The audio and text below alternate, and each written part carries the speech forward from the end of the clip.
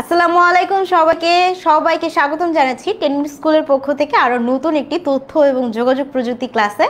আজকের ক্লাসটিতে আমরা তথ্য এবং যোগাযোগ প্রযুক্তি থেকে যে ধরনের প্রশ্ন আমাদের পরীক্ষায় আসতে পারে এই প্রশ্নগুলো সলভ করব এবং তার সাথে সাথে বেসিকগুলো কিন্তু আমরা একটু ঝালাই করে নেব। ঠিক আছে, ওকে।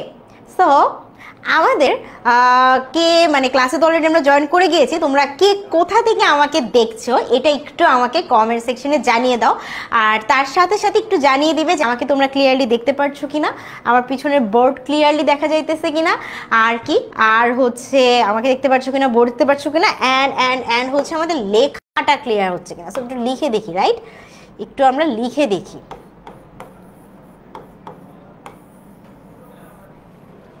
লেখা ক্লিয়ার? সো সব কিছু ক্লিয়ার হয়ে আছে কিনা এটা একটু বলে দিতে হবে। আচ্ছা, তানিম ইসলাম বলছে আপনি কে? আচ্ছা, আমি কে এটা আমি একটু পরে যাচ্ছি, তোমরা আগে তোমরা একটু বলো। ঠিক আছে, আমি হচ্ছে এই ক্লাসটা আজকে নিব, আমি তো বলবো আমি কে। তোমরা আগে একটু বলো যে তোমরা আসলে কে কোথা থেকে দেখছো। যেমন আমাদের সাথে তৌহিদুল জয়েন করেছে, ও বলছো রাজশাহী থেকে আমাদের ক্লাসটি করছে।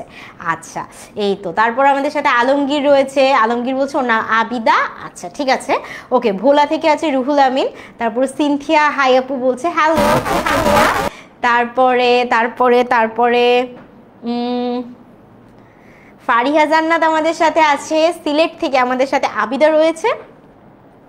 তারপরে এই তো রুহুল আমাকে ক্লিয়ার জানিয়েছে। তারপরে আচ্ছা, ঢাকা থেকে কে দেখছে? জিদনি রুমা। তারপর হচ্ছে গৌরব আছে সিলেট থেকে। চট্টগ্রাম থেকে আমাদের আছে রাহাত আবেদিন। অ্যান্ড আর কে আছে আমাদের সাথে? আচ্ছা, ব্রাহ্মণবাড়িয়া থেকে আছে। তারপর টাঙ্গাইল থেকে আরও আছে তৌহিদুল তানভীর। আচ্ছা, তানভীর হচ্ছে আমাদের সাথে জয়েন করেছে। ওকে, মিশিয়াত আরবি আমাদের সাথে জয়েন করেছে। এই পাশে আমি বড়ুয়াকে দেখতে পাচ্ছি, ঐশী বড়ুয়া।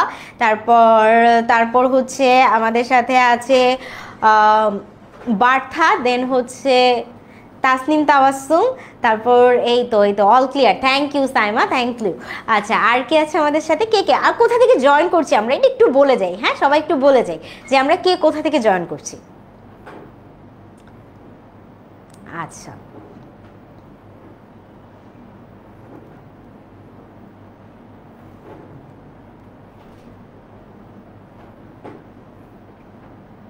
এই তো তাসনিম ফোম হচ্ছে রাজবাড়ি থেকে, টাঙ্গাইল থেকে সিনথিয়া।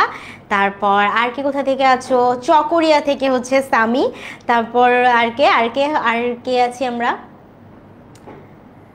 শাল্লা থেকে হচ্ছে সোমা সরকার। আর কে আছি? ওকে, আচ্ছা, অল ক্লিয়ার, রাইট? আচ্ছা, সো আমাদের সাথে অলরেডি তোমরা অনেকজন জয়েন করে গেছো। সো চলো আমরা দেরি না করে আমাদের ক্লাসটি শুরু করি। ঠিক আছে, সো আজকের ক্লাসে আমি আমার পরিচয় একটু দিয়ে নিই। আমার নাম হচ্ছে জারিন তাসনিম। সো আমাকে তোমরা জারিন আপু নামেই ডাকতে পারো। ঠিক আছে, জারিন আপু নামেই ডাকতে পারো। আমি ব্র্যাক ইউনিভার্সিটিতে আছি, সিএসসি ডিপার্টমেন্টে। গত 4 বছরের বেশি সময় ধরে আসলে তোমাদেরকে পড়াচ্ছি, টিচিংয়ের প্রফেশনটায় আছি। আর এই তো সিএসসিতে আছি, কম্পিউটার সায়েন্স অ্যান্ড ইঞ্জিনিয়ারিংয়ে। এবং দেখতেই পাচ্ছ আজকে আমরা কি পড়বো। আজকে আমরা পড়তেছি তথ্য এবং যোগাযোগ প্রযুক্তি, এবং এটার প্রথম অধ্যায় থেকে আসলে আমাদের কি ধরনের প্রশ্ন আসতে পারে এগুলোই আমরা পড়বো। সো আমাদের পড়ার একটা স্টাইল আছে। আমরা প্রথমে কিছু মূল আলোচনার বিষয়গুলো পড়ে নেব। তোমরা যারা আমাদের অনলাইন ব্যাচে অলরেডি ভর্তি হয়ে গেছো, তোমরা কিন্তু মাস্টার বুকটা পেয়ে গিয়েছো। সো তোমরা জানো যে মাস্টার বুকে কিন্তু আমাদের একটা স্টাইলে পড়ানো হয়। কীরকম? আমাদের প্রথমে মৌলিক আলোচনা থাকে। এখন দেখো আমাদের যে আইসিটি বইটা আছে, এই বইটা কি অনেক কিছু লেখা না, যদিও সহজ, বাট অনেক কিছু লেখা, তাই না, গল্পের মতো করে। কিন্তু প্রশ্নটা লেখার সময় তোমার কিন্তু এরকম গল্পের স্টাইলে আসে না, তাই না, একটু ডিফারেন্টভাবে আসে। সো যখন এটা একটু ডিফারেন্টভাবে আসে, তুমি কিন্তু বুঝতে পারো না যে আসলে তুমি কি লিখবা বা কোন পয়েন্টগুলো তোমার ইম্পর্টেন্ট এবং কোন জিনিসগুলো আসলে টিচাররা তোমার খাতায় চাচ্ছে। এই কাজটাই আমরা সহজ করে দিয়েছি। মাস্টার বুকের মধ্যে মৌলিক আলোচনার যে পার্টটা থাকে, মৌলিক আলোচনার মধ্যে কি তোমার যে বিশেষ যে অংশগুলো থাকে বা খুব ইম্পর্টেন্ট যে টপিকগুলো থাকে, এই টপিকগুলোই আসলে দেওয়া থাকে। সো তুমি যদি মৌলিক আলোচনাটা একবার পড়ে ফেলো, তুমি ওই চ্যাপ্টারের আসলে কি ইম্পর্টেন্ট বা কোন জিনিসগুলো তোমার মাথায় রাখতে হবে, এটা তোমার জাস্ট ইজিলি তোমার এটা মেমোরাইজ হয়ে গেল। এরপরে তুমি জাস্ট কয়েকটা প্রসেস ফলো করবা, যেগুলো আমরা ক্লাসে বলে দিই যে কিভাবে তুমি প্রশ্নের উত্তরটা লিখলে ফুল মার্কস পেতে পারো। অলরেডি কিন্তু আমাদের গত বছর অনেক স্টুডেন্ট আছে যাদের বেশিরভাগ স্টুডেন্টই কিন্তু আইসিটিতে 90-র উপরে মার্কস পেয়েছে, এবং শুধু 90 না, অনেক অনেক প্রায় সারা দেশ থেকে 1000-এরও বেশি স্টুডেন্ট আছে যারা আমাদের 10 মিনিট স্কুলের মানে 10 মিনিট স্কুলের সাথে ছিল, এবং তারা এইবার পরীক্ষায় ফার্স্ট সেকেন্ড থার্ড হয়েছে। সো আমাদের একটা সিক্রেট সস ডেফিনেটলি আছে, যারা আমাদের স্টুডেন্ট, যারা আমাদের সাথে রেগুলার বেসিসে ক্লাস করে, তারা এটা জানে, তারা এটা ফিলও করতে পারে। কারণ আমরা একদম বলে দিই বা আমরা বুঝাই দিই যে এইখান থেকে এতটুকু পড়াই এনাফ। অনেক বেশি পড়া কিন্তু আসলে ভালো না। তোমার পরীক্ষার জন্য অনেক জানা এত দরকার নাই, তুমি জানতে পারো, জানার তো শেষ নাই, বাট তোমার যতটুকু দরকার অতটুকু তুমি যদি ভালো করে না জানো অনেক কিছু জানতে যে, তাহলে যেটা হবে যে তুমি কিন্তু তোমার মানে কাঙ্ক্ষিত যে মার্কসটা বা তুমি যে নাম্বারটা চাচ্ছ সেই নাম্বারটা কিন্তু পাবে না। সো এতটুকু আমরা এনশিওর করি যে কি এনশিওর করি যে আমাদের যেটা পড়া যতটুকু দরকার আমরা অতটুকু ঠিকঠাক মতো পড়তে পারতেছি কিনা। অতটুকু যখন আমরা ঠিকঠাক মতো পড়ে নিই, তারপরে আমরা আরও এক্সট্রা পড়লাম, আরও এক্সট্রা জানলাম, এটাতে কোনো সমস্যা নাই, বাট যতটুকু আগে দরকার অতটুকু আমরা পড়তেছি কিনা। দ্বিতীয়ত হচ্ছে আমরা এক্সামগুলো ঠিকমতো অ্যাটেইন করতে পারতেছি কিনা, বা পরীক্ষায় যে আসলে কিভাবে লেখা উচিত, কতটুকু লিখবো, কয় পেজ লিখবো, কোনটার অ্যান্সার কোনটা প্যারা প্যারা করে দিব না হচ্ছে বুলেট পয়েন্টসে দিব, এই সমস্ত কিছু প্রসেসটাই কিন্তু আমরা পুরো ক্লাসে তোমাদের বলে দিই। সো এই জন্য যেটা হয় যে আমাদের যে স্টুডেন্ট থাকে তারা অনেক ভালো রেজাল্ট করে। সো চলো আজকে তো ক্লাস শুরু করি, আপুর ক্লাস শুরু করি। ক্লাসের মাঝখানে আমরা তো ডেফিনেটলি বলবোই, অনেক কিছু গল্প হবে তোমাদের সাথে। সো স্টার্ট করি। আচ্ছা, সো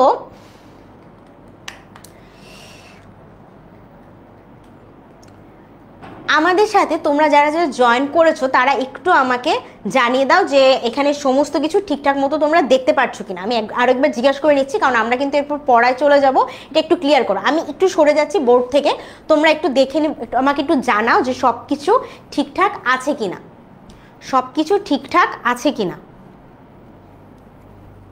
লেখা তো দেখতে পাচ্ছ, রাইট?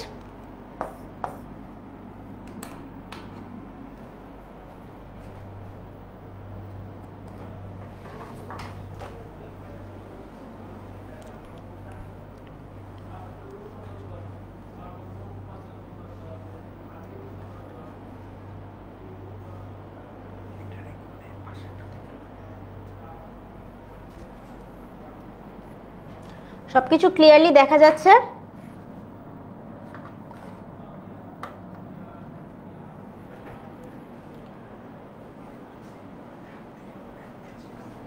ওকে, তাহলে আমরা একটু পরেরটাতে চলে যাই। দেখো আমাদের আসলে ক্লাসগুলোতে যেটা করানো হয়, যেমন ধরো তথ্য প্রযুক্তির ক্লাস, আজকে তো তোমরা একটা ক্লাস করবা, একটা ক্লাসে তোমরা কি করতেছো, ক্লাস এখানে হচ্ছে একটা অধ্যায়ের উপরে একটা যে কোনো একটা জাস্ট হয়তো অল্প একটু আমরা পড়তেছি, কিন্তু আমাদের যেটা করা হয় অনলাইন ব্যাচে কিন্তু একটা চ্যাপ্টারের উপর অনেকগুলো ক্লাস থাকে। যেমন ধরো যে এই যে দেখো একদম পার্ট 1, পার্ট 2, পার্ট 4, পার্ট 5-এর জন্য 6 জন্য 7-এর জন্য কতগুলো ক্লাস, টোটাল এখানে 4টা ক্লাস দেওয়া আছে, তাই না? তার মানে একটা জিনিস তোমরা কি 4টা ক্লাসে আলাদাভাবে বুঝতেছো।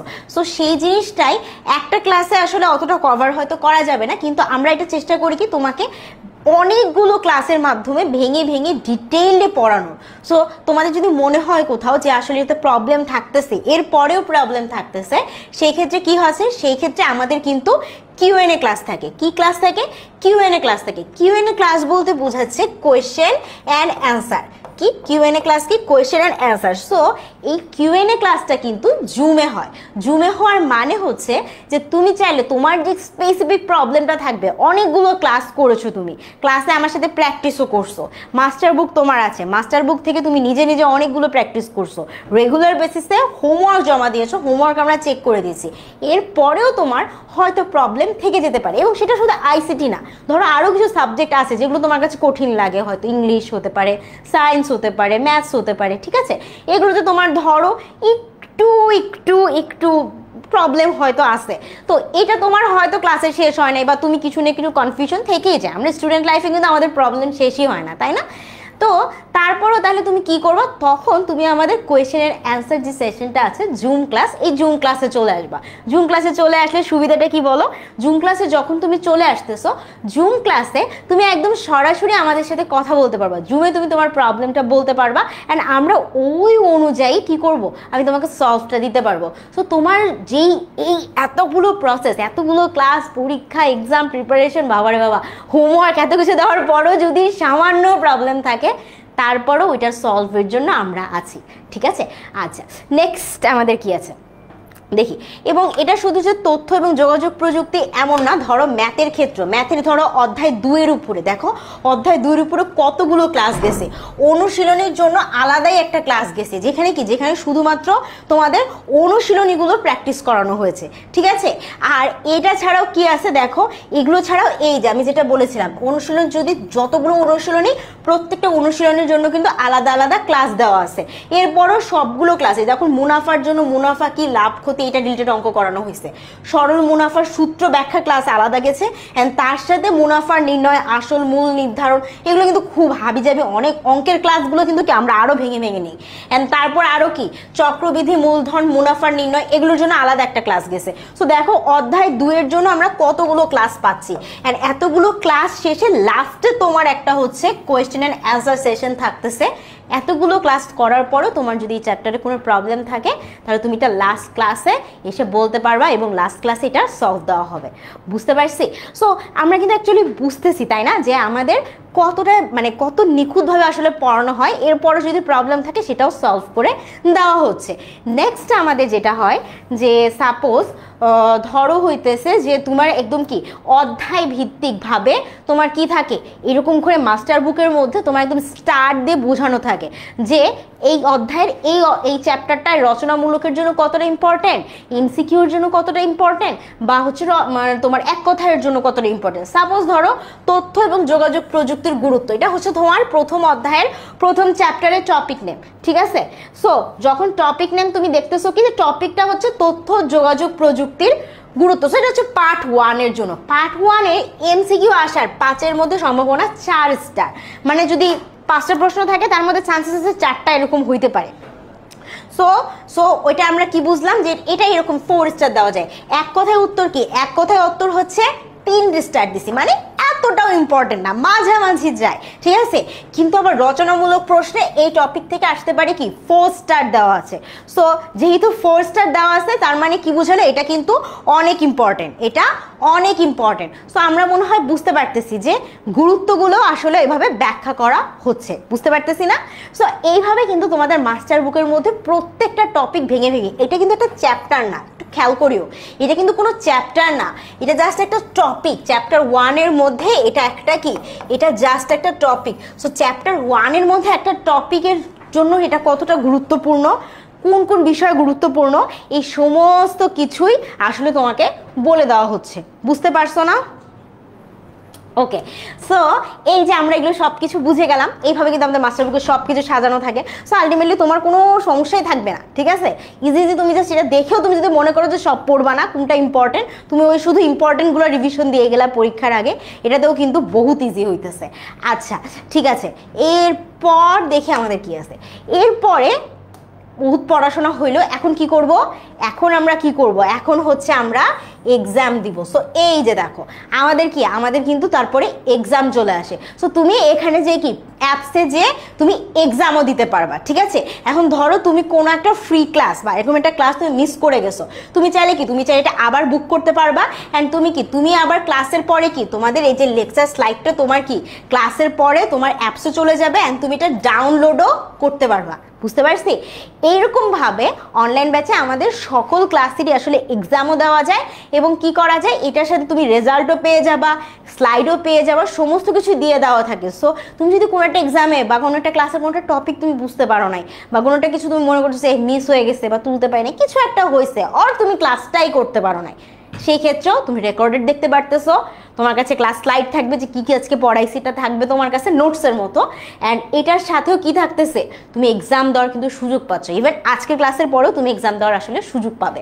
সো এইভাবে তুমি একটা আসলে ট্রায়াল নিতে পারো যে আমাদের অনলাইন ব্যাচে আসলে কীভাবে এক্সাম দেওয়া হচ্ছে, এক্সাম দিলে কেমন লাগে, এটাও তুমি দেখে নিচ্ছ। অ্যান্ড আমাদের নেক্সট যেটা আছে সেটা হচ্ছে যে দেখো, এই যে দেখো এক্সাম শুরু করার প্রসেস হচ্ছে এইটা, 10টা প্রশ্ন 10 মিনিট এরকম করে সমস্ত কিছু দেওয়া থাকবে। এখানে এক্সামের নিয়মাবলীও লেখা থাকবে। সো তুমি চাইলে নিয়মাবলী পড়ে তারপর সুন্দর করে এক্সাম দিবা। 5 মার্কস দেওয়া আছে, কয়টা প্রশ্ন কত মার্ক, আর নির্ধারিত সময় তোমাকে টাইমিংও দেওয়া আছে, সমস্ত কিছু জাস্ট এখানে ক্লিক করলে কি তুমি এক্সামটা দিতে পারবা। এইরকমভাবে আমাদের সকল সাবজেক্টের উপরেই আসলে এক্সাম হয়। অ্যান্ড এটা প্রত্যেকটা ক্লাস শেষে আমাদের হোমওয়ার্কের থাকে, আর সপ্তাহের শেষে একটা করে হয় উইকলি এক্সাম। কি এক্সাম হয়? উইকলি এক্সাম হয়। মাস শেষে কি হয়, আবার মান্থলি এক্সামও হয়, ঠিক আছে? সো এরকম উইকলি এক্সাম, মান্থলি এক্সাম এগুলো করে করে তোমার পুরো প্রিপারেশনটা এত ভালো থাকে যে ফাইনালে যে এই যে 1000-এর বেশি আমাদের স্টুডেন্ট ভালো করছে, ওই A+ পাইছে, তারপর ফার্স্ট সেকেন্ড থার্ড হয়েছে, মানে এটা খুবই কম। আসলে এত প্রিপারেশন নেওয়া হয়, এটা খুব স্বাভাবিক একটা ব্যাপার যে ভালো রেজাল্ট করবে। ডেফিনেটলি তুমি থাকলে তুমিও করবা। আর আমার বিশ্বাস যে এখনও যারা আছে অনলাইন ব্যাচে আমাদের সাথে, তারা ডেফিনেটলি করবে, এবারও ভালো রেজাল্ট করবে। ওকে, নেক্সট আমরা চলে যাই। এইগুলো তো দেখলাম। এখন আসো, এখন হচ্ছে আমরা পার্ট 1-এ আমাদের কিছু গুরুত্বপূর্ণ বিষয়টি দেখি। দেখো আমাদের আইসিটি নিয়ে আমাদের একটু ভীষণ ঘটনাবলী ছিল পার্ট 1-এ। সো তুমি যদি এই বিশাল গল্পটা না পড়তে চাও, তুমি কি করতে পারো, তুমি জাস্ট গল্পের মূল ভাবটা এখানে পড়ে নেবা, যেটা আসলে আমাদের মাস্টার বুকে দেওয়া আছে, যে গল্পের মাধ্যমে বোঝানো হয়েছে কিভাবে তথ্য যোগাযোগ প্রযুক্তি আমাদের জীবনে বিপুল পরিবর্তন এনেছে। ঠিক আছে, নীলিমা নিয়ে গল্প ছিল। সো নীলিমার পরিবার এই প্রযুক্তির সুবিধা গ্রহণ করে কি করতেছে, নানা কাজে তারা সহযোগিতা পাচ্ছে। সো তুমি যদি মনে করো তুমি শুধু মূল ভাবটুকু পড়বা, এনাফ, আর কিছু কিন্তু প্রয়োজন নাই। আর এখানেও কি করতেছে, গল্পটি থেকে তুমি কি শিখেছো দেখো, এই যে এখানে পার্ট 1-এ লেখা আছে যে তথ্য প্রযুক্তির গুরুত্ব কি, এখানে বিভিন্ন ঘটনাবলীর সুবিধাগুলোকে আরো স্পষ্টভাবে বোঝানো হয়েছে। ঠিক আছে, আচ্ছা এরপরে কি আছে, এরপরে ধরো তথ্য যোগাযোগ প্রযুক্তির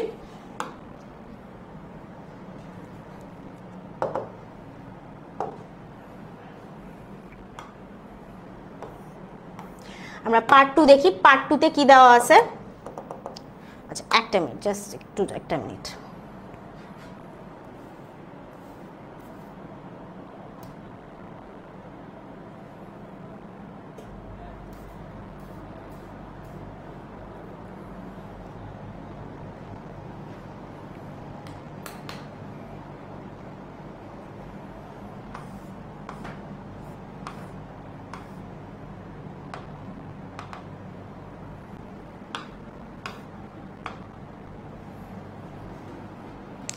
সো পার্ট 1 থেকে আমরা কি শিখলাম, আমরা কিন্তু গল্পের মূল ভাব দেখলাম।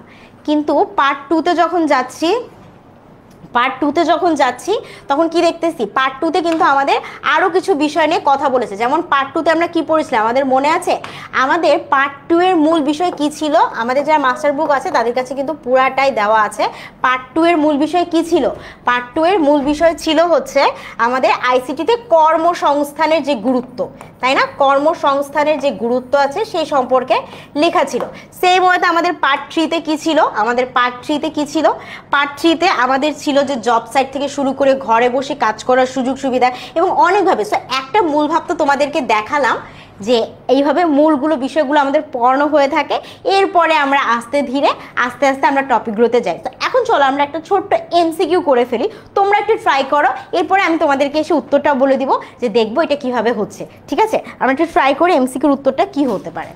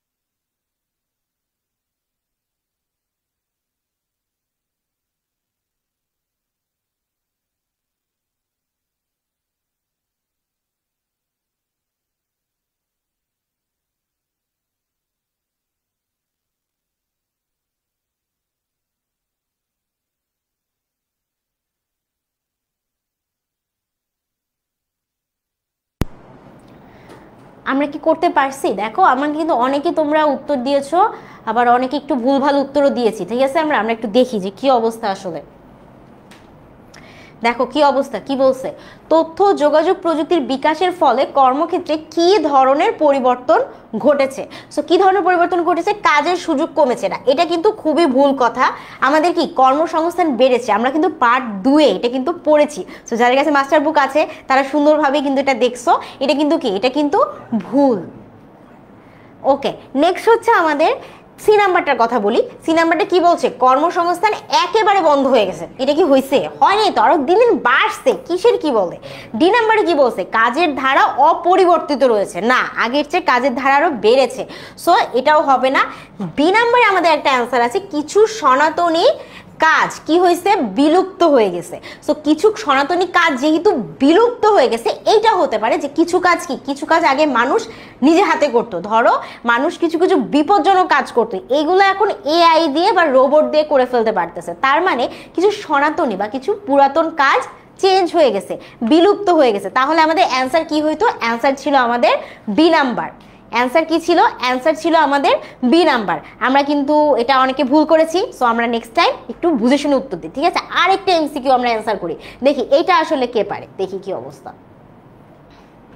এটা একটু আমরা ট্রাই করি তো, আমরা একটু এটা বলার চেষ্টা করি তো।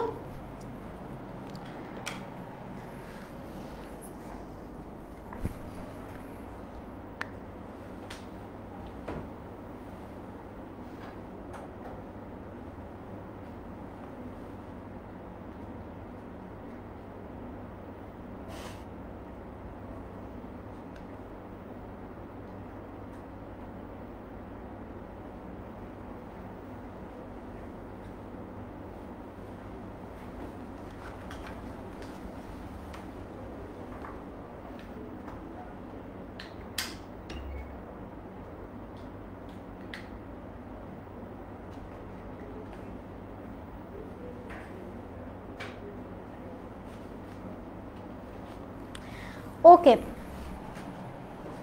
এটা কিন্তু একটু টাফ ছিল।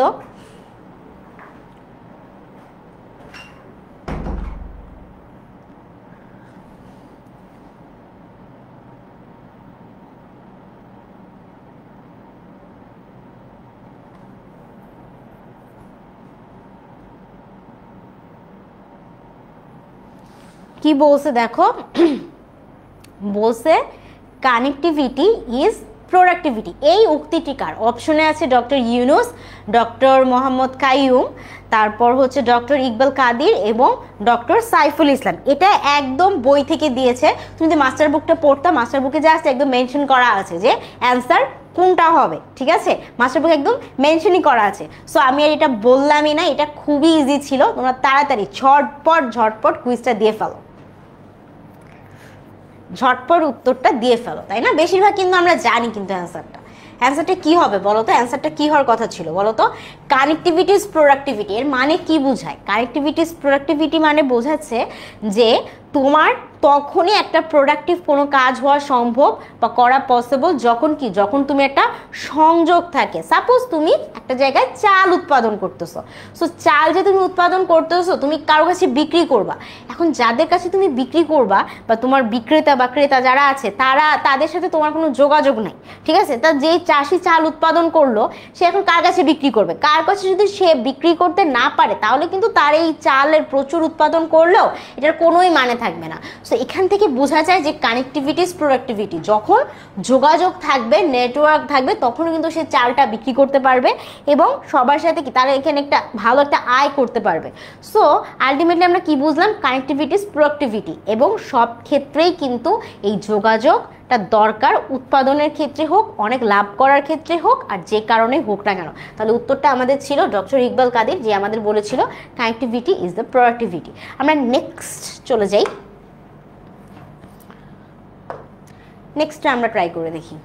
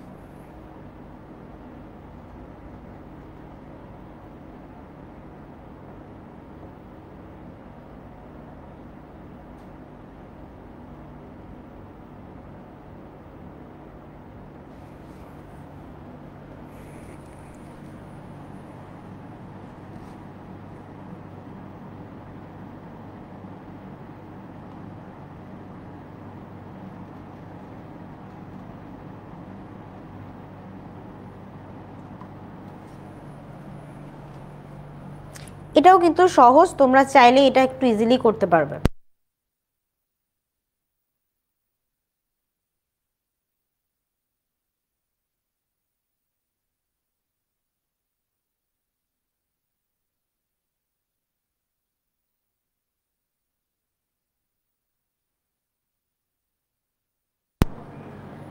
কি বলছিলাম আমরা, আউটসোর্সিং এর কাজ কোথায় পাওয়া যায়? ইমেইলে কি আউটসোর্সিং এর কাজ পাওয়া যায়? না, ইমেল কিন্তু অনেক ইমেইল আসে, কিন্তু আউটসোর্সিং রিলেটেড জিনিসগুলো যে আসে এমন কিন্তু না, ঠিক আছে? তাহলে এখানে ইমেইলে আউটসোর্সিং এর জিনিস পাই না আমরা। নেক্সট আমাদের কি আছে, সামাজিক যোগাযোগ মাধ্যম। অনেক কাজ পাওয়া যায়, কিন্তু আউটসোর্সিং রিলেটেড কাজ সামাজিক যোগাযোগ মাধ্যমে তো আমরা করি না। আমরা সামাজিক যোগাযোগ মাধ্যমে কি করি, ছবি দেই, পোস্ট করি, তাই না? এগুলো আমরা করি। একটু সাইডে যাবে, পোল দেখা যাচ্ছে না। তারপরে কি আসবে আমাদের আপওয়ার্ক, ফ্রিল্যান্সার, এগুলোতে কি পাওয়া যায়? এক্স্যাক্টলি, আপওয়ার্ক এবং ফ্রিল্যান্সার এইগুলোতে হচ্ছে আমাদের কি আসে, আমাদের এই যে আউটসোর্সিং এর কাজগুলো পাওয়া যায়। বুঝতে পারছি আমরা? ওকে, সো আমরা যদি এটা বুঝে থাকি তাহলে তো আমরা বুঝতেই পারলাম। নেক্সট আমাদের কি আছে দেখি। নেক্সটে আমরা আরেকটা এমসিকিউ করি। এটার অ্যান্সার করতো তোমরা, একটু ট্রাই করিতে সবাই।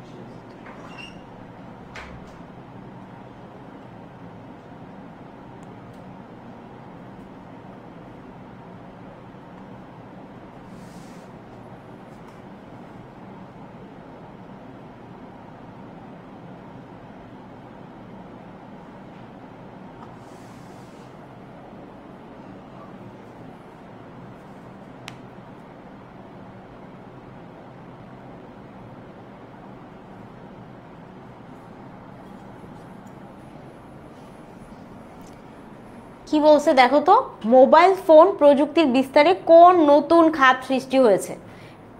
কোন প্রযুক্তি? মোবাইল ফোন প্রযুক্তি। সো যখন বলেই দিছে মোবাইল ফোন প্রযুক্তি, আর কিছু ভাবার দরকার আছে? বাকি সব বাদ। কি হবে বলো তো, উত্তর কি হবে বলো তো? মোবাইল ফোনের সেবা প্রদান কেন্দ্র। সো এখন কি, এখন চাইলেই আমরা কি করতে পারি, মোবাইলের মাধ্যমে ইলেকট্রিক বিল দিতে পারি, মোবাইলের মাধ্যমে পানির বিল দিতে পারি, মোবাইলের মাধ্যমে ডাক্তারের সাথে কথা বলতে পারি। সো সমস্ত কিছু কিন্তু আমাদের মোবাইল ভিত্তিক হয়ে গেছে। সো মোবাইল ফোন প্রযুক্তির বিস্তারে কোন নতুন খাত সৃষ্টি হয়েছে? আমাদের মোবাইল ফোনের সেবা প্রদান কেন্দ্রগুলো, এইগুলো হচ্ছে আমাদের বেড়ে গিয়েছে। ইজি, কিন্তু মোবাইল মনে থাকলেই তুমি কিন্তু মোবাইল সেবা প্রদান কেন্দ্র, হ্যান ত্যান এগুলো সব পড়ে ফেলতে পারবা। সো এগুলোর প্রশ্নের উত্তর দেওয়া অনেক ইজি, পরীক্ষা এরকমই আসবে। এর জন্য তোমার পুরো বই একদম ঝালাফালা করে ফেলতে হবে, একদম না। মৌলিক আলোচনা যদি তুমি পড়ো, আমি প্রিটি শিওর যারা অনলাইন ব্যাচের স্টুডেন্ট এখনো আমাকে ক্লাসটা করতেছো বা দেখতেছো, তারা জানো যে জাস্ট ওই মৌলিক আলোচনা যদি কেউ পড়ে তাহলেই তার মানে অ্যাটলিস্ট এমসিকিউতে এক কথায় প্রকাশে সে একদমই আটকাবে না। আর বাকি থাকলো আমাদের কোয়েশ্চেন অ্যান্সারের ব্যাপার, ওইটার ব্যাপারে আমরা টুকটাক কথা বলবো, ঠিক আছে? আসো নেক্সট কোয়েশ্চেন আমরা ট্রাই করি।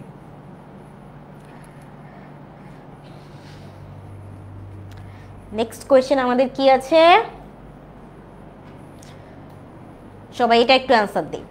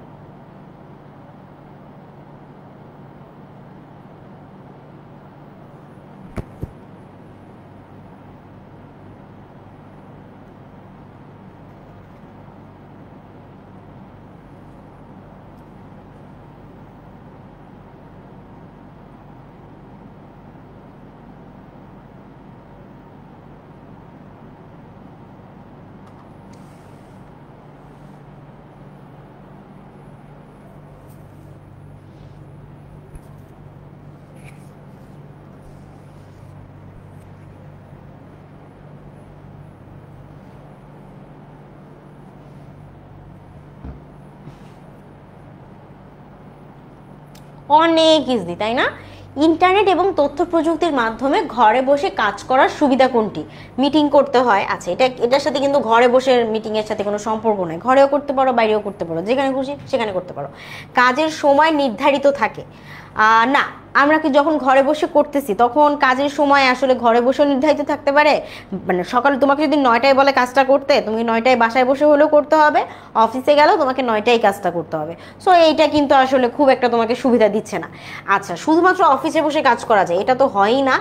এক থাকে আমাদের সি নাম্বার, নিজের পছন্দ মতো সময় কাজ করা যায়। কারণ তোমাকে যেহেতু একটা টাইম বেঁধে দিবে যে 9টার মধ্যে তুমি কাজটা দিবে, তুমি চাইলে যে কোনো সময় যখন খুশি যেমনে খুশি বসে কাজটা করতে পারো। সো এইটা হচ্ছে আমাদের একটা সুবিধা।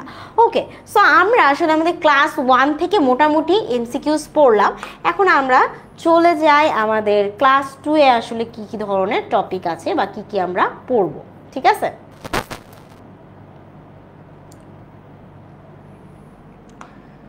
কি কি আমরা আসলে পড়বো। সো পার্ট 3-তে মূলত আমাদের যেটা পড়ানো হয়েছে, পার্ট 3-তে আমাদের কি ছিল, একটা আমাদের মুক্তিযুদ্ধের গল্প ছিল, এবং গল্পের সাথে সাথে আমাদের কি ছিল, এবং সামাজিক নেটওয়ার্কের যে আমাদের গুরুত্বটা এটা ছিল। আমরা প্রথমে পার্ট 3-তে কি পড়েছিলাম, পার্ট 3-র কথা যদি আমি লিখি, পার্ট 3-তে আমরা কি পড়েছিলাম, একটা মুক্তিযুদ্ধর গল্প পড়েছিলাম, তাই না? মুক্তিযুদ্ধের একটা আমরা গল্প পড়েছিলাম। মুক্তিযুদ্ধের গল্পে কি হয়েছিল বলতো, কি হয়েছিল বলতো, কি হয়েছিল মনে আছে কারোর? মনে আছে? পার্ট 3 কি আমরা কেউ পড়েছি? মুক্তিযুদ্ধের গল্পে আমাদের দেখানো হয়েছিল যে চট্টগ্রামের একটা নেভাল একটা এরিয়া কি করা হয়েছে, একদম উড়িয়ে দেওয়া হয়েছে। সো এইটা যে একটা বিষয় ছিল। আর কি বিষয় ছিল এই মুক্তিযুদ্ধের এই বিষয়টা ছাড়া? আরো কি বলছিল যে আমাদের সামাজিক মাধ্যমের যে গুরুত্বটা, সামাজিক মাধ্যমের যেই গুরুত্বটা আছে। কারণ দেখো, সামাজিক মাধ্যমের মাধ্যমে আজকে কিন্তু আমরা সবাইকে একজন আরেকজনের সাথে কানেক্টেড, এবং মুক্তিযুদ্ধের সময়কার যে বিষয়গুলো দেখানো হয়েছে, মুক্তিযুদ্ধের সময় কি সময় যে গল্পটা তোমাদেরকে মূলত বলা হয়েছে, গল্পটাতে কি ছিল, যে সবাই মিলে একটা সময় আক্রমণ করেছিল চট্টগ্রামের জেটি ঘাটিতে, যেখানে কি পাকিস্তানি সৈন্যদের একদম বিস্ফোরণ, বিশাল একটা বিস্ফোরণের মাধ্যমে সবাইকে উড়িয়ে দেওয়া হয়েছিল।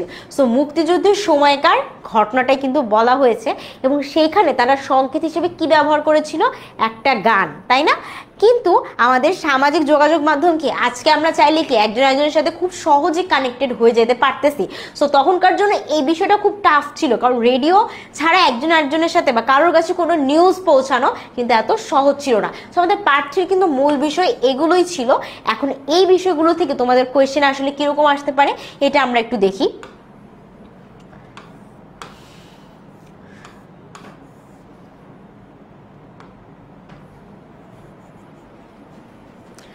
দেখো তো উত্তরগুলো আমরা করতে পারি কিনা আস্তে আস্তে।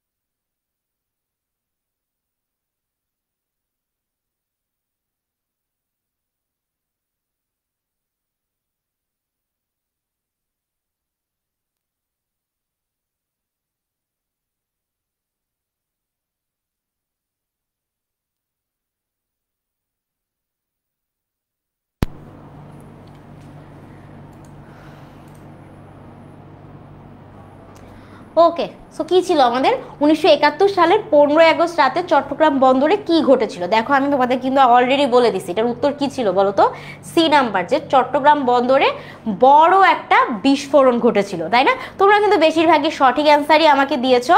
সো ইয়া, এটা কিন্তু খুব সহজ ছিল, বাট এর পরে যে টপিকগুলো আসবে এগুলো কিন্তু একটু টাফ হয়ে যাবে। সো এর আগে আমি তোমাদেরকে আসলে মানে পড়াই নাই ওইভাবে, শুধু এমসিকিউ ডিরেক্ট দিছি। সো এখন তোমরা যেটা করবো, এখন কিন্তু আমরা পড়াশোনায় ব্যাক যাবো। সো এখন আমরা একটু একটু করে পড়বো, তারপর আমরা অ্যান্সার করতে আসবো। এখন দেখি তোমরা আসলে কিভাবে করতে পারো কিনা, ঠিক আছে? আচ্ছা, কে জানি এটা আমি দেখি অনেক গল্প চলতেছে আমাদের কমেন্ট সেকশন, একটু গল্প আমি একটু শুনি কি কি গল্প চলতেছে।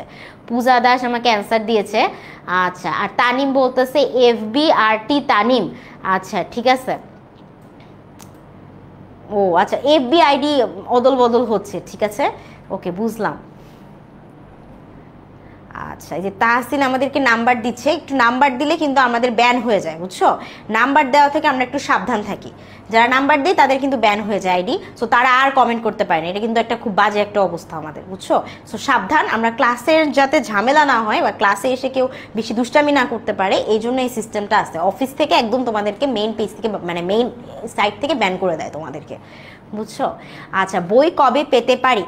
অনলাইন ব্যাচে ভর্তি হয়ে গেলে কিছুদিনের মধ্যেই তোমার একদম ঠিকানায় তোমার বাসায় বই পৌঁছায় যাবে, ঠিক আছে? একদম তোমাদের বাসায় বই পৌঁছায় যাবে। ওকে, আচ্ছা আচ্ছা ঠিক আছে, নেক্সট কি? ও থ্যাংক ইউ তাহিয়া। আচ্ছা, আমার নাম কি? আচ্ছা, আমার নাম আরেকবার বলে দিই, আমার নাম হচ্ছে জারিন তাসনিম। আমার নাম হচ্ছে কি? জারিন তাসনিম।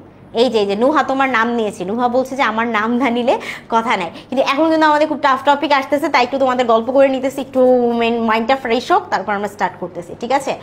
আচ্ছা ঠিক আছে, ওকে চলো স্টার্ট করি যাই আমরা। আচ্ছা, এই যে টাফ টপিক, টাফ জায়গায় আমরা শিখবো। ওকে,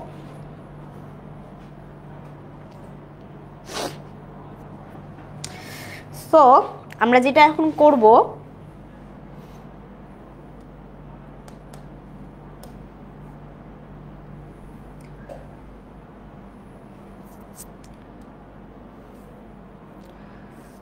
আমরা এমসিকিউর অ্যান্সার দিচ্ছিলাম, এখন আসো একটু টপিকটা পড়ে নেই। বাইজন,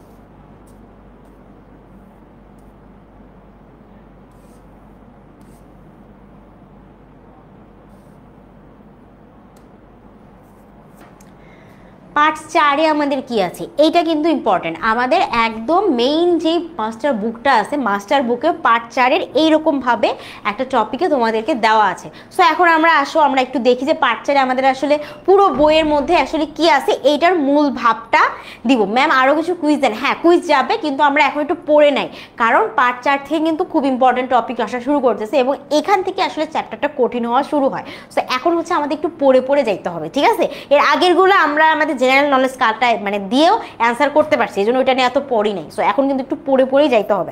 তো দেখো কি লেখা আছে, লেখা আছে যে আজকের বিশ্বে তথ্য এবং যোগাযোগ প্রযুক্তির ব্যবসার ক্ষেত্রে একটি গুরুত্বপূর্ণ ভূমিকা রাখছে।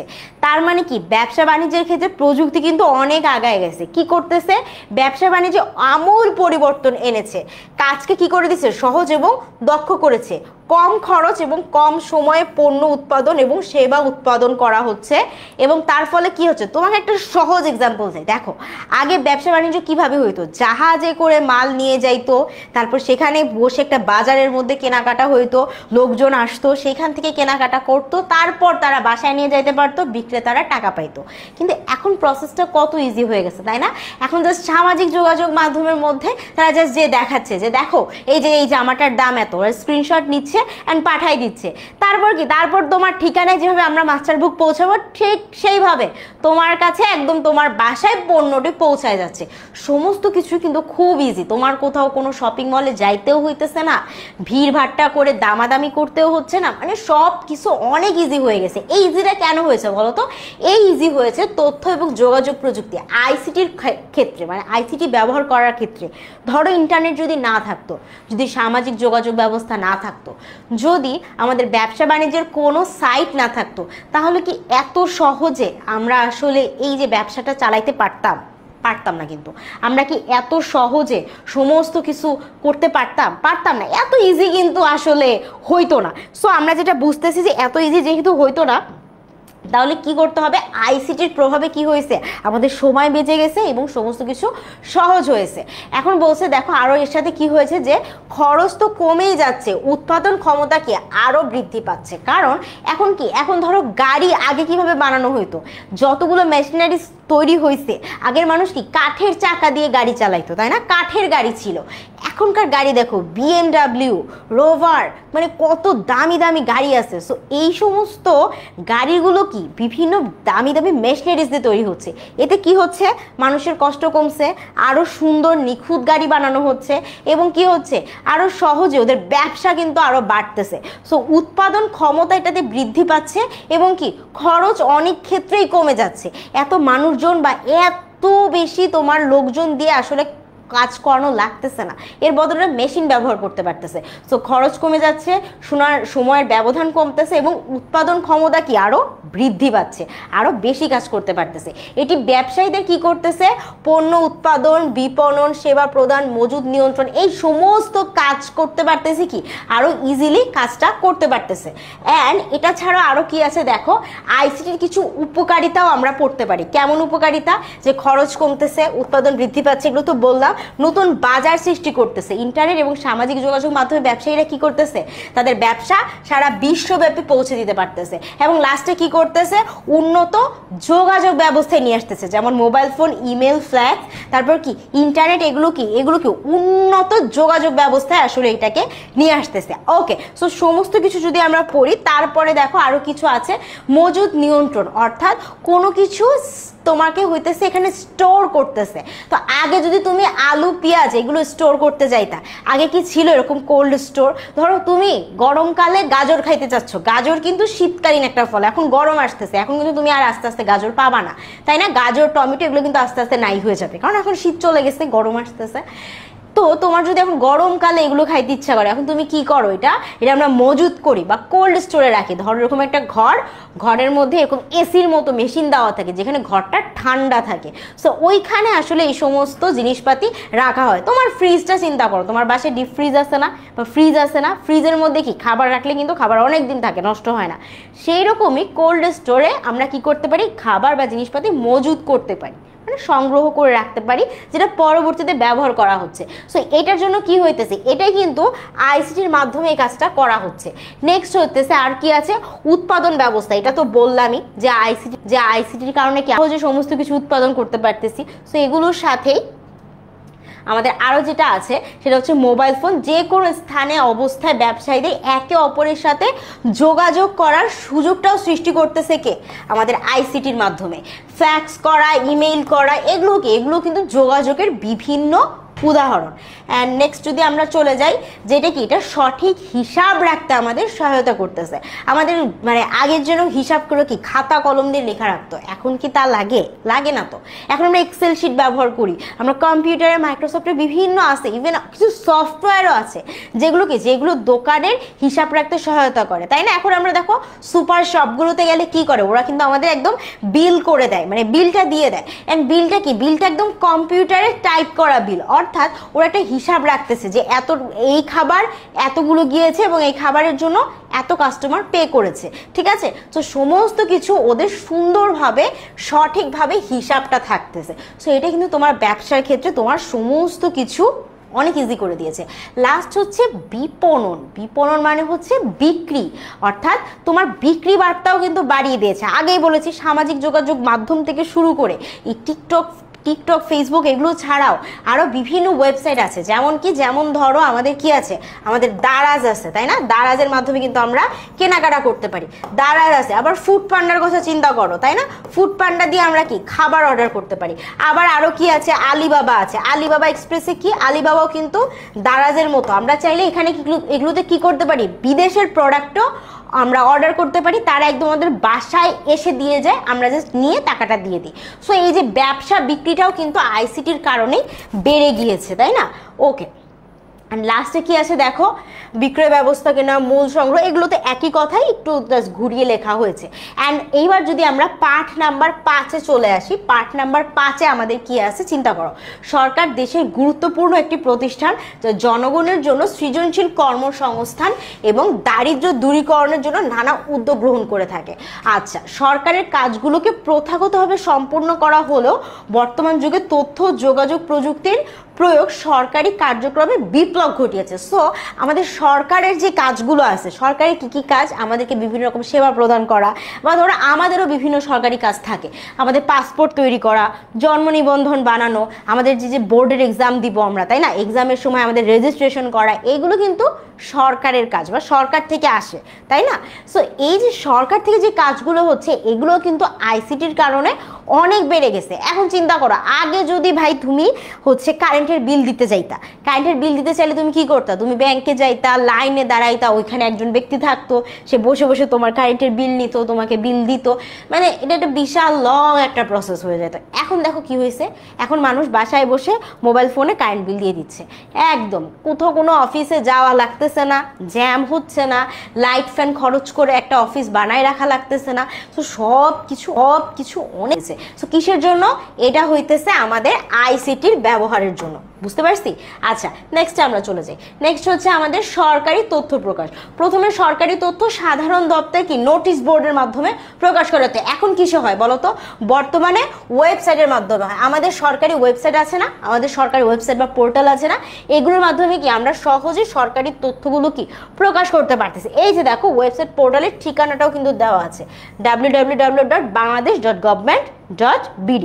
ওকে, আর নেক্সট হচ্ছে আইনি নীতিমালা প্রণয়ন। এখন দেখো, ডিজিটাল আইনও কিন্তু চলে আসছে। সো ইন্টারনেটের মাধ্যমে মানুষের জনগণের একদম ধরো মতামত নেওয়া থেকে শুরু করে কল সেন্টারের মাধ্যমে কি করতে পারে, তাদের মতামত প্রদান করতে পারে, এবং সব কিছু মিলায় একটা দারুণ একটা নীতিমালা বা আইন প্রয়োগ করা হয়েছে, যাতে দেশের আইন কঠোর হচ্ছে এবং সবার কাছে স্পষ্ট হচ্ছে। সো কোন একটা সময় হয়তো আসবে যখন আমরা জানতে পারবো যে অমুক লোকটা কি দোষ করেছে এবং তার জন্য তার কি শাস্তি হচ্ছে। এইভাবেই কিন্তু দিনগুলো, এই জিনিসগুলো আগায় যাচ্ছে। সো আমরা বুঝতে পারতেছি যে আইনি নীতিমালা প্রণয়ন এবং সংশোধনের ক্ষেত্রেও কি হচ্ছে, আইসিটির কিন্তু চমৎকার একটি অবদান রয়েছে। অ্যান্ড নেক্সট হচ্ছে আমাদের বিশেষ দিবস বা ঘটনা সম্পর্কে প্রকাশ। এইগুলো কিন্তু আমাদের বিভিন্ন বার্তা পৌঁছায় দেয় সরকার আমাদের কি করে দেখবা, আমাদের মেসেজে আসে না, যেমন কালকে ছিল মাতৃভাষা দিবস, আমাদের অনেকেই কিন্তু মেসেজে আসছে যে আন্তর্জাতিক মাতৃভাষা দিবসের শুভেচ্ছা। তারপর কি সরকারি ওয়েবসাইটগুলো থেকেও কি শুভেচ্ছা জানানো হয়েছে, এবং যারা আমাদের শহীদ ছিল তাদের জন্য আমরা কি শোক প্রকাশ করেছি। তো সমস্ত কিছুই কিন্তু এখন আইসিটির কারণে ইজি হয়ে গেছে, তাই না? আচ্ছা, এরপরে আমরা কিছু ইম্পর্টেন্ট পার্টস বা ইম্পর্টেন্ট কিছু টার্মস শিখবো। এই টার্মসগুলো সবাই একটু মনে রাখতে হবে। ই পর্চা কি? ই পর্চা হইতেছে জমির রেকর্ড অনলাইন পাওয়া যাচ্ছে, যার মাধ্যমে তথ্য সংগ্রহ সেবা প্রক্রিয়া করা সহজ হয়ে গেছে। সো ই পর্চা কিসের সাথে রিলেটেড? ই পর্চা কিসের সাথে রিলেটেড মনে রাখবা, ই পর্চা সবসময় জমি জমা সংক্রান্ত কাগজপাতি বা জমি জমা সংক্রান্ত আইন, এই জমি জমা জমি টমি এগুলো থাকতেছে ই পর্চার সাথে। ই বুক কিসের সাথে? অনলাইনে যে বুক দেওয়া হয় সেটাকে আমরা বলতেছি ই বুক। নেক্সট হচ্ছে ইপুর্জি কি? চিনিকল বা কৃষকদের ইক্ষু সরবরাহ অনুমতি পত্রী, বা কিভাবে তারা আসলে ইক্ষু বলতে বোঝায় আখ, আমরা আখ খাই না অনেকে। সো কি এই আখগুলা কিভাবে খাবো বা এই আখগুলা আমাদের কৃষকরা কিভাবে সরবরাহ করবে, এটা হচ্ছে আমাদের ইপুর্জি। সো ইপুর্জি কি? ইপুর্জি হচ্ছে আমাদের আখের সাথে রিলেটেড। ই পর্চা জমি জমা, ই বুক হচ্ছে আমাদের বই, অ্যান্ড আখ কি? ইপুর্জি অর্থাৎ চিনি কল বা চিনিতে কিভাবে তারা সরবরাহ করবে এটা রিলেটেড যে আইনগুলো বা অনুমতি পত্রগুলো আছে এগুলোকে আমরা বলছি ইপুজি। ই বুক কাকে বলছি? অনলাইনের যে বুক, মনে রাখবা ইবুক এমন একটা জিনিস যেখানে চাইলে হাজার হাজার বই রাখা যায়। সো ইবুক একটা হচ্ছে আমাদের অনলাইন বই বা ইন্টারনেটের বই। অ্যান্ড লাস্ট হচ্ছে আমাদের ই পর্চা, অর্থাৎ জমি জমার রেকর্ড যে এখন অনলাইনে পাওয়া যাচ্ছে, ইভেন অনলাইনে ম্যাপও দেখিয়ে দেয় যে ম্যাপের এই জায়গাটা এই জমির নাম্বার এটার মালিককে। সো সমস্ত কিছু এখন অনলাইনে পাওয়া যাচ্ছে। সো এই যে সমস্ত কিছু অনলাইনে পাওয়া যাচ্ছে এদের প্রত্যেকটা একটা করে টার্মস, এই টার্মসগুলো মোস্ট ইম্পর্টেন্ট পরীক্ষার জন্য, কারণ এগুলোই কিন্তু পরীক্ষায় আসে অ্যান্ড এখান থেকে এমসিকিউ আসে, ইভেন কোয়েশ্চেনও আসে অনেক সময়। ঠিক আছে, আচ্ছা নেক্সট আমাদের কি আছে দেখি। নেক্সট হচ্ছে ইলেকট্রনিক স্বাস্থ্যসেবা, টেলিমেডিসিন সেবা, মানে যার মাধ্যমে কি সবার কাছে, দেশের সবার কাছে স্বাস্থ্যসেবা পৌঁছানো যায়। অ্যান্ড কি একটা হচ্ছে মোবাইল ফোনে হাসপাতাল সম্পর্কিত যে সকল অভিযোগগুলো আছে, এটা তুমি কিসের মাধ্যমে জানাতে পারো? তুমি তোমার মোবাইল ফোনে SMS বা কি স্বাস্থ্যসেবা সম্পর্কিত এইভাবে কি তুমি অভিযোগগুলো জানাতে পারো। এই যে এই যে সমস্ত কিছু সুস্থতা এবং স্বাস্থ্যতা সমস্ত কিছুই কিন্তু এটার সাথে রিলেটেড। অ্যান্ড লাস্টে আমরা কি করতে পারি? আমরা আয়কর রিটার্ন দিতে পারি। আয়কর রিটার্ন ব্যাপারটা কি জিনিস? আয়কর রিটার্ন জিনিসটা কি? আমরা দেশকে ট্যাক্স দিই, আমরা দেশের থেকে অনেক সার্ভিস নিই, সো আমরা আমাদের বেতনের একটা পার্ট দেশকে বা সরকারকে দিয়ে থাকি। তো সরকার সেই পার্টটা দিয়ে কি করে? বিভিন্ন জায়গায় ব্রিজ বানায়, তারপর অনেক শিক্ষার্থীরা যারা পাবলিকে পড়ে তাদের শিক্ষার ক্ষেত্রে অনেক তো কম খরচ হয়, সো বাকি যা খরচটা থাকে সেটা সরকার ওদেরকে দেয়। সরকার কোথা থেকে টাকা পায়? এই যে আমরা আয় দেই বা আয়কর দেই, অর্থাৎ আমরা যে ট্যাক্সটা দিই, এই ট্যাক্সের বাংলা হচ্ছে আয়কর। তো আয়কর রিটার্ন মানে বোঝাচ্ছে যে তুমি ট্যাক্স দিবা, তোমার আয়ের একটা অংশ সরকারকে দিবা। সো এই যে তুমি সরকারকে একটা অংশ দিবা, এটাকে বলা হচ্ছে আয়কর। ওকে, অ্যান্ড দেন হচ্ছে ফাইনালি আছে আমাদের টাকা স্থানান্তরের ক্ষেত্রে আমাদের মোবাইল ব্যাংকিং, যেমন বিকাশ, নগদ, এগুলো দিয়ে তুমি ইজিলি টাকা এক জায়গা থেকে আরেক জায়গায় পাঠাইতে পারবা। তারপর কি electronic money transfer system and public পরিষেবা, সরকারি বিদ্যুৎ, পানি, গ্যাস বিল, এইগুলো সমস্ত ভোগান্তি নাই, আর কোনো ভোগান্তি কিন্তু নাই, কোনো ভোগান্তি নাই, ইজিলি তুমি সমস্ত কিছুর বিল পে করতে পারতেছো। তো সব মিলায় আমাদের সমস্ত জীবনটাই, হ্যাঁ আমাদের পুরো জীবনটাই সহজ করে দিয়েছে আমাদের আইসিটি। ঠিক আছে, সমস্ত কিছু আমাদের সহজ করে দিয়েছে আইসিটি। ওকে, সো এখন হচ্ছে আমরা কয়েকটা সেবা কাজের জন্য অতীত, বর্তমান এবং ছক আকারে দেখানো হয়েছে। যেমন দেখো, কাজের নামের ছাড়পত্র, কোনো একটা নামের জন্য যখন তুমি এটার মানে আবেদন করতাম তখন কি লাগতো? কমপক্ষে 7 দিন লাগতো, এখন কত লাগে? এখন মাত্র 30 দিন লাগে। নিবন্ধন করতে কত লাগতো? আগে 30 দিন লাগতো, এখন কি লাগে? এখন মাত্র 4 দিন লাগে। কোনো কিছুর ফি প্রদান করতে, ঠিক আছে, কোনো একটা পরীক্ষার জন্য ফি প্রদান করবা, ভোর থেকে লাইনে দাঁড়ায় থাকতো, ফর্ম তোলা লাগতো, এখন কি? এখন ব্যাংকের মধ্যে তাড়াতাড়ি তুমি করতে পারো, অনলাইনে হয়ে গেছে।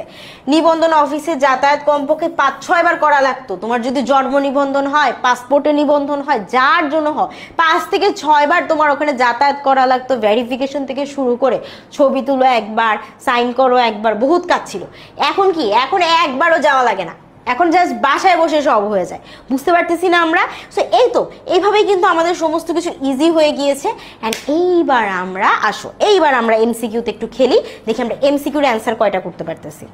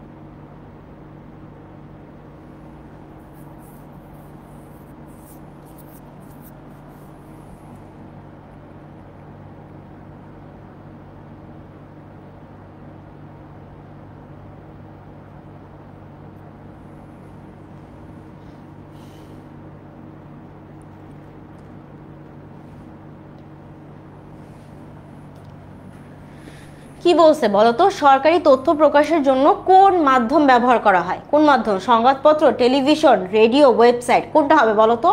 ওয়েবসাইট হবে না? আমরা কিন্তু একটু আগেই পড়ে আসছি। সো তোমার পুরা বই পড়া দরকার নাই, তুমি জাস্ট যদি এই যে যেমন দেখাইলাম একটু মূলভাব পড়বা। আমার কতক্ষণ লাগছে, আমি সব মিলে মনে হয় 10 মিনিটও তোমাদেরকে পড়াই নাই, 10 মিনিট জাস্ট রিডিং পড়ে গেছে, তোমাদেরকে একটু বুঝাইছি, বুঝাইতে একটু 5-7 মিনিট সাথে লাগছে। সো ওইটার মধ্যে তুমি জাস্ট কয়েক মিনিট যদি পড়ো, ডান, এইভাবে অ্যান্সার হয়ে যাবে, একদম এইভাবে। দেখো আমাদের 1000-এরও বেশি স্টুডেন্ট যারা ফার্স্ট হয়েছে, সেকেন্ড হয়েছে, থার্ড হয়েছে, ওদের কিভাবে হয়েছে তোমার কি মনে হয়? ওরা সবাই খুব সারা বছর একদম বই পড়ে তামা তামা করে ফেলছে না, এইরকম কিছু না। ওদেরকে আমরা যে ট্রিক্স বলছি যে দেখো এভাবে তুমি সহজে সহজে পড়তে পারবা, এখান থেকে পড়ো, এখানে এটাই ইম্পর্টেন্ট, এই কয়টা জিনিস জানো, এই কয়টা জিনিস জানলেই হবে। সো ওরা ওইভাবেই পড়ছে অ্যান্ড ওইভাবেই দিছে অ্যান্ড 100 একদম উত্তর। বহুত স্টুডেন্ট, আমাদের বেশিরভাগ স্টুডেন্ট 90-র উপরে মার্ক আইসিটিতে এত ভালো করছে। এটা একটাই রিজন, সব পড়তে যায় নাই, যতটুকু ইম্পর্টেন্ট ওইটুকু আগে ভালো করে পড়ছে, তারপর বাকিটা। সি ওকে, নেক্সট আমরা একটা ট্রাই করে দেখি।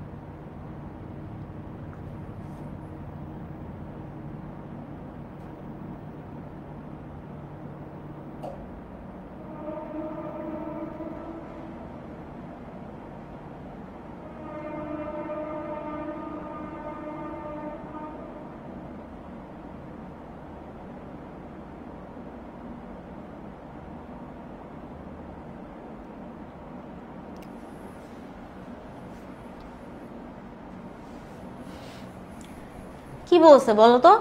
বাংলাদেশ সরকারের জাতীয় ওয়েব পোর্টালের ঠিকানা কি? কি কি আছে? বাংলাদেশ www.bangladesh.government.bd, তারপর হচ্ছে bangladesh.gov.bd, BGDD, হ্যান ত্যান বহুত কিছু আছে। কি হবে? আমরা কিন্তু একটু আগেই পড়ে আসছি, অ্যান্সার ছিল এ নাম্বার, তাই না? অ্যান্সার কি ছিল? অ্যান্সার ছিল এ নাম্বার।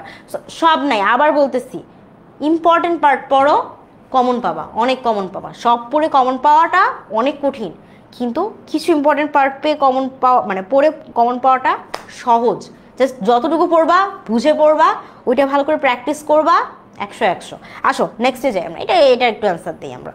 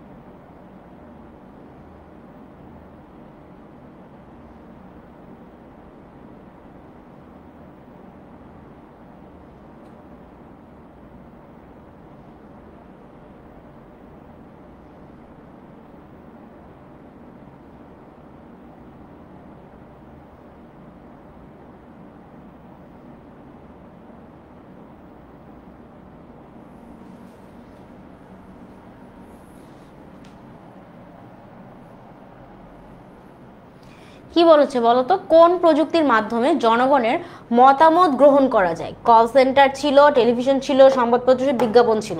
আমরা কিন্তু একটু আগে পড়ে আসছি, উত্তরটা কি হবে বলো তো? কল সেন্টার ছিল। আচ্ছা, নেক্সট আমরা একটু ট্রাই করি।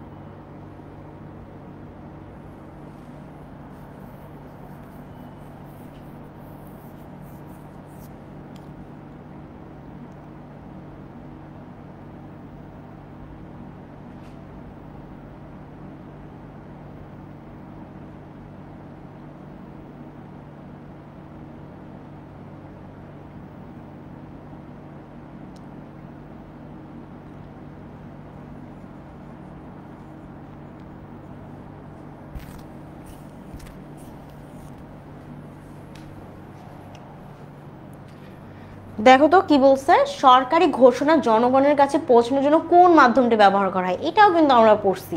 ইমেল ছিল উত্তরে, মোবাইল ফোন ছিল, সংবাদপত্র ছিল, টেলিভিশন ছিল। দেখো সবগুলো মাধ্যম দিয়ে আসলে পৌঁছানো সম্ভব, তবে সবচেয়ে বেশি পৌঁছানো যায় আসলে মোবাইল ফোনের মাধ্যমে। কেন? কারণ মোবাইল ফোন দিয়ে ইজিলি তার কাছে টুস করে চলে যায়। মোবাইল ফোনের যেহেতু সবার কাছে, সরকারের কাছে সবার নাম্বার আছে, তো সরকার একদম ধরে ধরে সবাইকে পাঠাতে পারে। টেলিভিশন, সংবাদপত্র এগুলোতে না দেওয়ার রিজন বা এগুলোতে সবার কাছে পৌঁছানোটা কঠিন কেন জানো? কারণ সবাই সব সংবাদপত্র দেখে না বা পড়ে না, আবার সবাই সব টিভি চ্যানেল যে দেখতেছে এমন না, অনেকের তো বাসায় মানে অনেক টিভিও এখন চালায় না। সো সেই ক্ষেত্রে সবচেয়ে ইজি হচ্ছে মোবাইল ফোন, এই জন্য এটার উত্তর কিন্তু ছিল মোবাইল ফোন। আচ্ছা, আমরা এই টপিকের লাস্ট এমসিকিউটা জাস্ট দেখবো, লাস্ট এমসিকিউটা একটু দেখে নিই।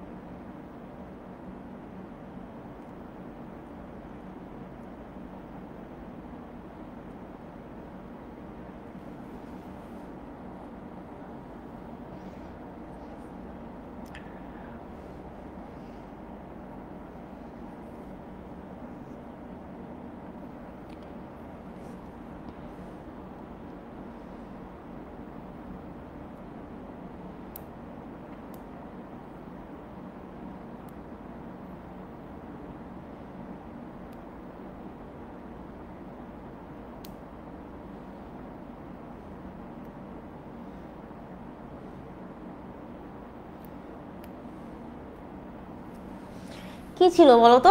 ই পর্চা কি সুবিধা প্রদান করে? আমি কিন্তু আগেই বলেছিলাম ই পর্চা, ই পুরজি এগুলো সমস্ত কিছু তোমার ভালো করে মনে রাখতে হবে, তাই না? ই বুক যে কয়টা ছিল সেই কয়টা ভালোভাবে তোমার মাথায় রাখতে হবে যে কোনটা কি। সো ই পর্চা কি ছিল? ই পর্চা কিন্তু আমাদের কি করে, জমি জমার রেকর্ড সংগ্রহ করে। এগুলো ছিল উত্তর। ওকে, সো যারা পেরেছি তারা তো পেরেছি, যারা পারি নাই তারা আমরা নেক্সটের জন্য আবার ট্রাই করি, ভালোভাবে প্রিপারেশন নিয়ে কিন্তু পড়তে হবে। ওকে, দেখো পার্ট 6 যেটা আছে, পার্ট 6 গুরুত্বপূর্ণ কিছু বিষয় আছে। গুরুত্বপূর্ণ বিষয়গুলো কি কি, যে ডাক্তারদের তথ্য প্রযুক্তির সাহায্যে কি করতে পারে, আধুনিক ডাক্তাররা কি করতে পারে, রোগীদেরকে স্বাস্থ্য সংক্রান্ত তথ্য নিখুঁতভাবে সংগ্রহ করে সঠিক চিকিৎসা প্রদান করতে সক্ষম হচ্ছে। সো ডাক্তাররা কি করতেছে, তথ্য প্রযুক্তির সাহায্যে একদম নিখুঁত যেই ধরনের স্বাস্থ্য সংক্রান্ত প্রবলেমগুলো আছে একটু বের করতে পারতেছে। নেক্সট হচ্ছে আমাদের টেলিমেডিসিন। রোগীরা এখন চাইলে কি করতে পারে, দূর থেকে ফোনের মাধ্যমে ডাক্তারের সঙ্গে পরামর্শ করতে পারে। সো একজন বিখ্যাত একজন ডাক্তারের কাছে তুমি তুমি সার্ভিস নিতে চাইতেছো বা তার সাথে একটা অ্যাপয়েন্টমেন্ট চাচ্ছ, তো সে হয়তো আমেরিকা আছে, তুমি বাংলাদেশ থেকে তুমি কি করবা, তুমি অনলাইনের মাধ্যমে তার সাথে যুক্ত হয়ে যাওয়া, ঠিক আছে। ভিডিও করে তুমি তোমার প্রবলেমগুলো বলবা, ডাক্তার তোমাকে প্রেসক্রিপশন লিখে দিবে, তুমি ওই অনুযায়ী ওষুধ নিবা। সো তোমার কিন্তু ব্যাপারটা অনেক ইজি হয়ে গেল, তাই না। তুমি এখন টেলিমেডিসিনের মাধ্যমে তুমি তোমার রোগটা সারিয়ে নিতে পারতেছো বা একদম বিশ্বসেরা ডাক্তারদের সান্নিধ্যে আসতে পারতেছো। অথবা তুমি যদি এখন টেলিমেডিসিন না নিতে, তাহলে কি করতে, তোমার সেই সুদূর আমেরিকা যাইতে হইতো, তারপর তার থেকে অ্যাপয়েন্টমেন্ট নিতে হইতো, বিশাল একটা কঠিন প্রসেস হয়ে যেত, কিন্তু টাফ থিংস বাদ। ওকে, আর কি আছে, নতুন যন্ত্রপাতির ব্যবহার। সো প্রযুক্তির সাহায্যে কি হইতে পারে, তোমার চিকিৎসার জন্য নতুন যন্ত্রপাতি তৈরি হচ্ছে, যা রোগ নির্ণয় এবং চিকিৎসা ক্ষেত্রে কি তোমার সহায়ক হিসাবে তোমার কাজ করতেছে, বুঝতে পারতেছি। সো এগুলো কিন্তু আমাদের পাঠের গুরুত্বপূর্ণ বিষয় ছিল। আরো যেটা আছে যে কি ভ্যাকসিন এবং চিকিৎসা। ভ্যাকসিনের মাধ্যমেও কি হতেছে, তোমরা কি বিভিন্ন রকম চিকিৎসা নিতে পারতেছো। আগে কিন্তু ভ্যাকসিন প্রসেসটা ছিল না, কিন্তু প্রযুক্তির সাথে সাথে কি বিভিন্ন গবেষণা করে ইম্পর্টেন্ট ভ্যাকসিন, ওষুধ এগুলো কিন্তু আবিষ্কার করেছে ডাক্তাররা। নেক্সট হচ্ছে গবেষণা নতুন দিক খুলেছে, যেমন জিনোম গবেষণা, টিস্যু সংস্কৃতি এবং অন্যান্য আধুনিক চিকিৎসা। অনেকেই বুঝে না জিনোম জিনিসটা কি। জিনোম জিনিসটা এসেছে জিন থেকে। কোথা থেকে, জিন থেকে। এই জিন কিন্তু আবার কি এই ভূত জিন না, ঠিক আছে, ভূত প্রেত জিন না, ঠিক আছে। জিন নিয়ে যে গবেষণা হয় সেটাকে মূলত জিনোম বলা হয়। সো আমাদের সবারই নির্দিষ্ট কিছু বৈশিষ্ট্য আছে না, যে আমার চুলগুলো এরকম হবে, চোখটা এরকম হবে, বা আমার চুলগুলো দেখতে আমার বাবার মতো, আমার চোখটা দেখতে আমার মায়ের মতো। তো এই যে বৈশিষ্ট্যগুলো আছে, আমি আমার বাবা মা থেকে, আমি তাদের বাচ্চা, তো আমি আমার বাবা মা থেকে বৈশিষ্ট্যগুলো আমার মধ্যে নিয়ে আসছি। সেমভাবে তোমাদেরও অনেক বৈশিষ্ট্য তোমার বাবা মার আছে, বা কারো দাদা দাদির বৈশিষ্ট্য পায়, অনেকে ফুপা বা ফুফু বা হচ্ছে খালা, এদের বৈশিষ্ট্য কিন্তু পেয়ে থাকে। সো এই যে বৈশিষ্ট্যগুলো আছে, এই সমস্ত বৈশিষ্ট্যকে একসাথে বলা হয় মানুষের জিন। সো মানুষ যখন জন্মগ্রহণ করে তখন তার পরিবারের বিভিন্ন মানুষের বৈশিষ্ট্য তার শরীরে চলে আসে। এখন ধরো এরকম মানুষের মতো কিন্তু পাট আছে, শাক আছে, আখ আছে, তাই না। তো এক ধরনের পাট গাছ আছে যাদেরকে দেখা গেছে যে এরা খুব দুর্বল হয়, একটু বন্যার পানি বৃষ্টি একটু হইলে কি এরা একদম মরে যাচ্ছে। আরেক ধরনের পাটকে পাওয়া গেছে যাদের হয়তো উৎপাদন খুব বেশি হয় না, কিন্তু তারা একটু শক্তিশালী হয়। সো গবেষণা করে এরা কি করছে, এই যারা একটু দুর্বল পাট, হ্যাঁ, যারা পানিতে মরে যাচ্ছে, তাদের ওই দুর্বল পাটটা বাদ দিয়ে যারা একটু সবল আছে, যারা একটু শক্তিশালী আছে, তাদের সাথে ওই জিনটাকে একসাথে ধরো বেঁধে দেওয়ার ফলে একটা নতুন পাট গাছ তৈরি হয়েছে। যেই পাট গাছ কি প্রথমটার মতো কি অনেক উৎপাদনশীল, কিন্তু কি এরকম নরম না, কারণ ওর সাথে এখন সবল একটা জিন বেঁধে দেওয়া হয়েছে। সো এখন কি ওরা একটু শক্তিশালী, আবার অনেক উৎপাদন করতেছে। সো এইরকম ভাবে জিনোম গবেষণার মাধ্যমে কি হচ্ছে, এখন গবেষণার নতুন দিক উন্মোচন হচ্ছে।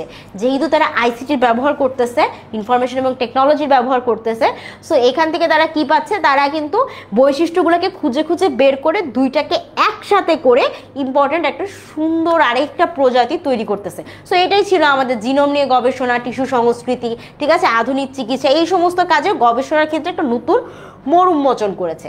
আচ্ছা, এরপর যদি আমরা পার্ট 7 দেখি, পার্ট 7-এর কি কি গুরুত্বপূর্ণ বিষয় আছে দেখো। পার্ট 7-এর একটা আমরা কিন্তু মাস্টার বুকে একটা সামারি পার্ট দেওয়া আছে, ঠিক আছে, মাস্টার বুকে একটা সামারি পার্ট দেওয়া আছে। আর এর সাথে কিছু প্রযুক্তির ভূমিকা দেওয়া আছে, যেমন তথ্য সংগ্রহ এবং প্রক্রিয়াকরণ। আগে কিন্তু তথ্য সংগ্রহ করা খুব টাফ ছিল। খাতা কলমের মধ্যে তথ্য সংগ্রহ করতাম, পরে খাতার একটা পেজ ধরো ছাগল খেয়ে ফেললো, তারপর কিন্তু তথ্য জাস্ট নাই হয়ে যেত, ঠিক আছে। সো এখন কিন্তু সেটা হচ্ছে না, এখন কিন্তু আমাদের তথ্য সংগ্রহ পুরোটাই হচ্ছে ইলেকট্রনিক। আমরা ইন্টারনেটে তথ্য সংগ্রহ করতেছি, তুমি একটা ছবি পোস্ট করে রাখতেছো, এই ছবিটা কিন্তু থেকেই যাচ্ছে বছরের পর বছর, তাই না। ছাগলেও খেয়ে ফেলতেছে না, গরুও নিয়ে যাচ্ছে না।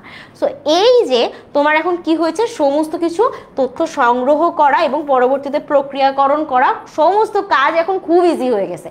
যে কাউকে তুমি কোনো চিঠি পাঠাইতে চাইলে তুমি কতদিন লাগতো বলো? ধরো বিদেশে একটা চিঠি পাঠাইতেছো, অনেক দিন সময় লাগতো, তাই না? কিন্তু এখন দেখো, এখন জিনিসটা কত ইজি হয়ে গেছে। এখন কি, এখন জাস্ট মুহূর্তের মধ্যে চোখের পলকে hello, hi, bye, good night, ঠিক আছে, হয়ে যায় না আমাদের? খুব তাড়াতাড়ি হয়ে যায় কিন্তু। সো এই ক্ষেত্রে আমাদের তথ্য সংগ্রহ করা, তথ্য প্রক্রিয়াকরণ সমস্ত কিছু সহজ হয়ে গেছে। গণনা এবং বিশ্লেষণ, ভাই কম্পিউটারের কাজটা শুরু হয়েছিলই, কম্পিউটার জিনিসটা আসছিলই যে মানুষের সাথে কম্পিউট করতে সহায়তা করবে। এই যে ধরো একটা ক্যালকুলেটর, ক্যালকুলেটর জিনিসটা কি? ক্যালকুলেটরটা অ্যাকচুয়ালি মানে কম্পিউটার একটা ছোট ভার্সন। কম্পিউটার এটা কোথা থেকে আসছে বলো তো?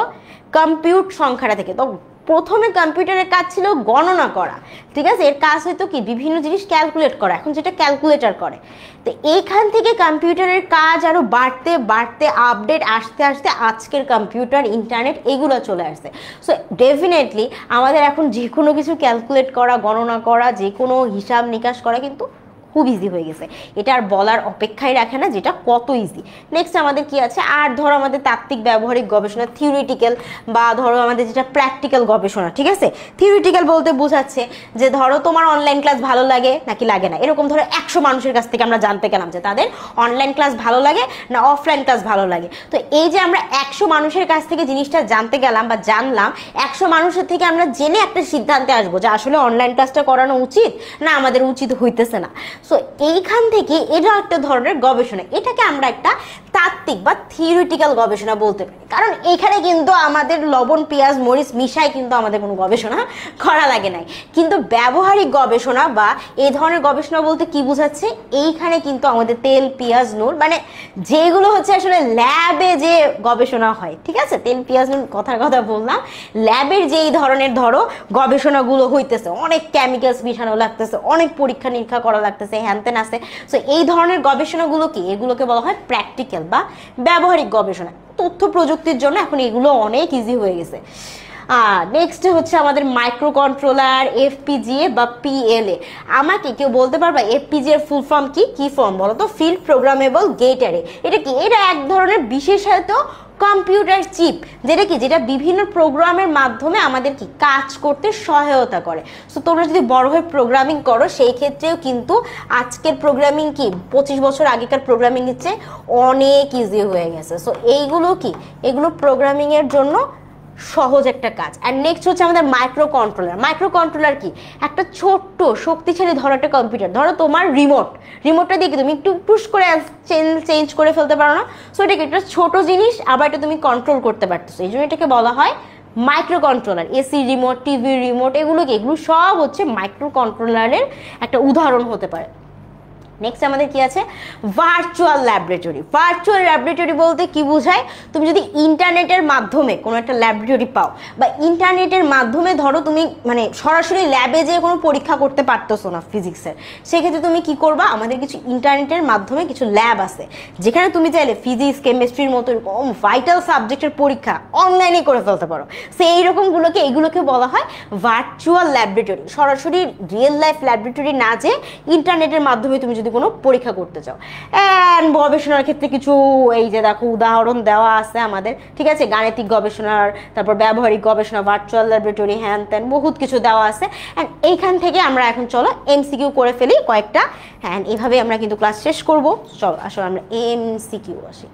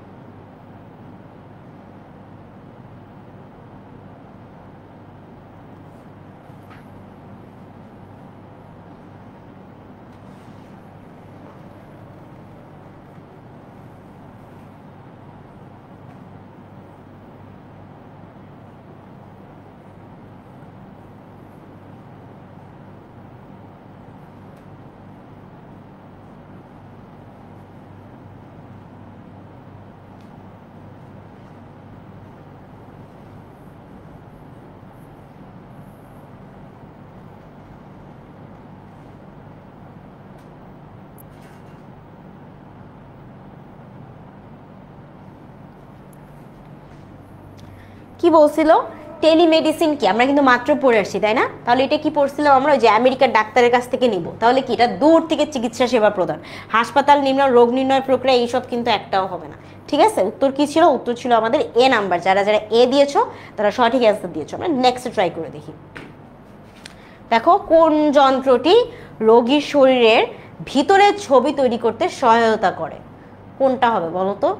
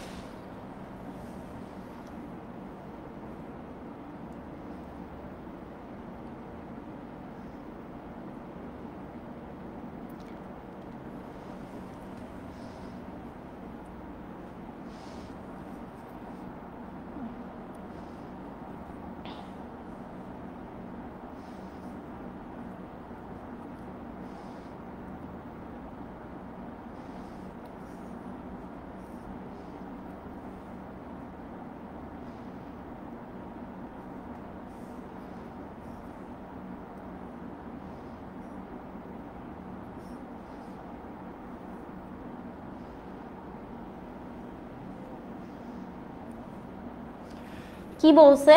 কোন যন্ত্রটি রোগীর শরীরের ভিতরে ছবি তৈরি করতে সহায়তা করে? অর্থাৎ ধরো আমার হাতের ভিতরে আমি হাড্ডি ভেঙে গেছি, ঠিক আছে, সেটা তো এখন দেখা যাচ্ছে না, তাহলে এমন একটা মেশিন লাগবে যেটা আমার ভিতরে হাড্ডির কি অবস্থায় এইটা বের করে দিবে।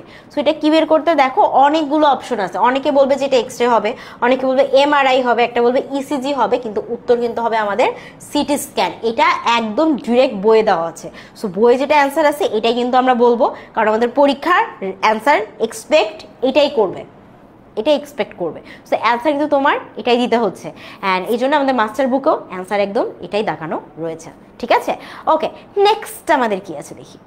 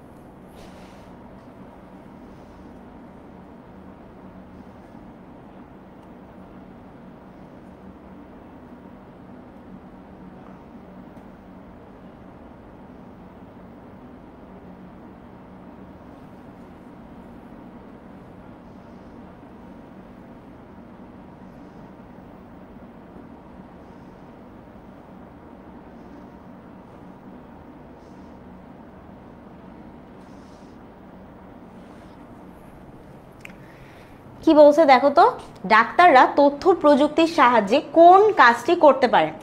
রোগ নির্ণয়, রোগীর প্রেসক্রিপশন তৈরি, সঠিক ওষুধ নির্বাচন, কোনটা করতে পারে? দেখো প্রযুক্তির সাহায্যে তুমি রোগ নির্ণয় ডেফিনেটলি করতে পারবা, একটু আগে আমরা বললাম সিটি স্ক্যান দিয়ে কিন্তু আমরা দেখতে পারবো। নেক্সট হচ্ছে রোগীর প্রেসক্রিপশন তৈরিও করা যাবে, বললাম না, অনলাইনের মাধ্যমে করে দিবে। সঠিক ওষুধ নির্বাচন, একই কথা, প্রেসক্রিপশন তো ওষুধ নির্বাচনের মাধ্যমেই করবে। অ্যান্ড আলটিমেটলি আমরা অ্যান্সার কি করতে পারি? সব কিছু। সো উত্তর কিন্তু আমাদের সব কিছু ছিল। সো এই ছিল আমাদের আজকের প্র্যাকটিস সেশনগুলো। আর আমি তোমাদেরকে বলেছিলাম যে একটু তোমাদের দেখিয়ে দিব যে কোয়েশ্চেন উত্তর বা কোয়েশ্চেনের অ্যান্সারগুলো তোমরা আসলে কিভাবে দিতে পারো, সেটাই তোমাদেরকে একটু দেখাই দেই।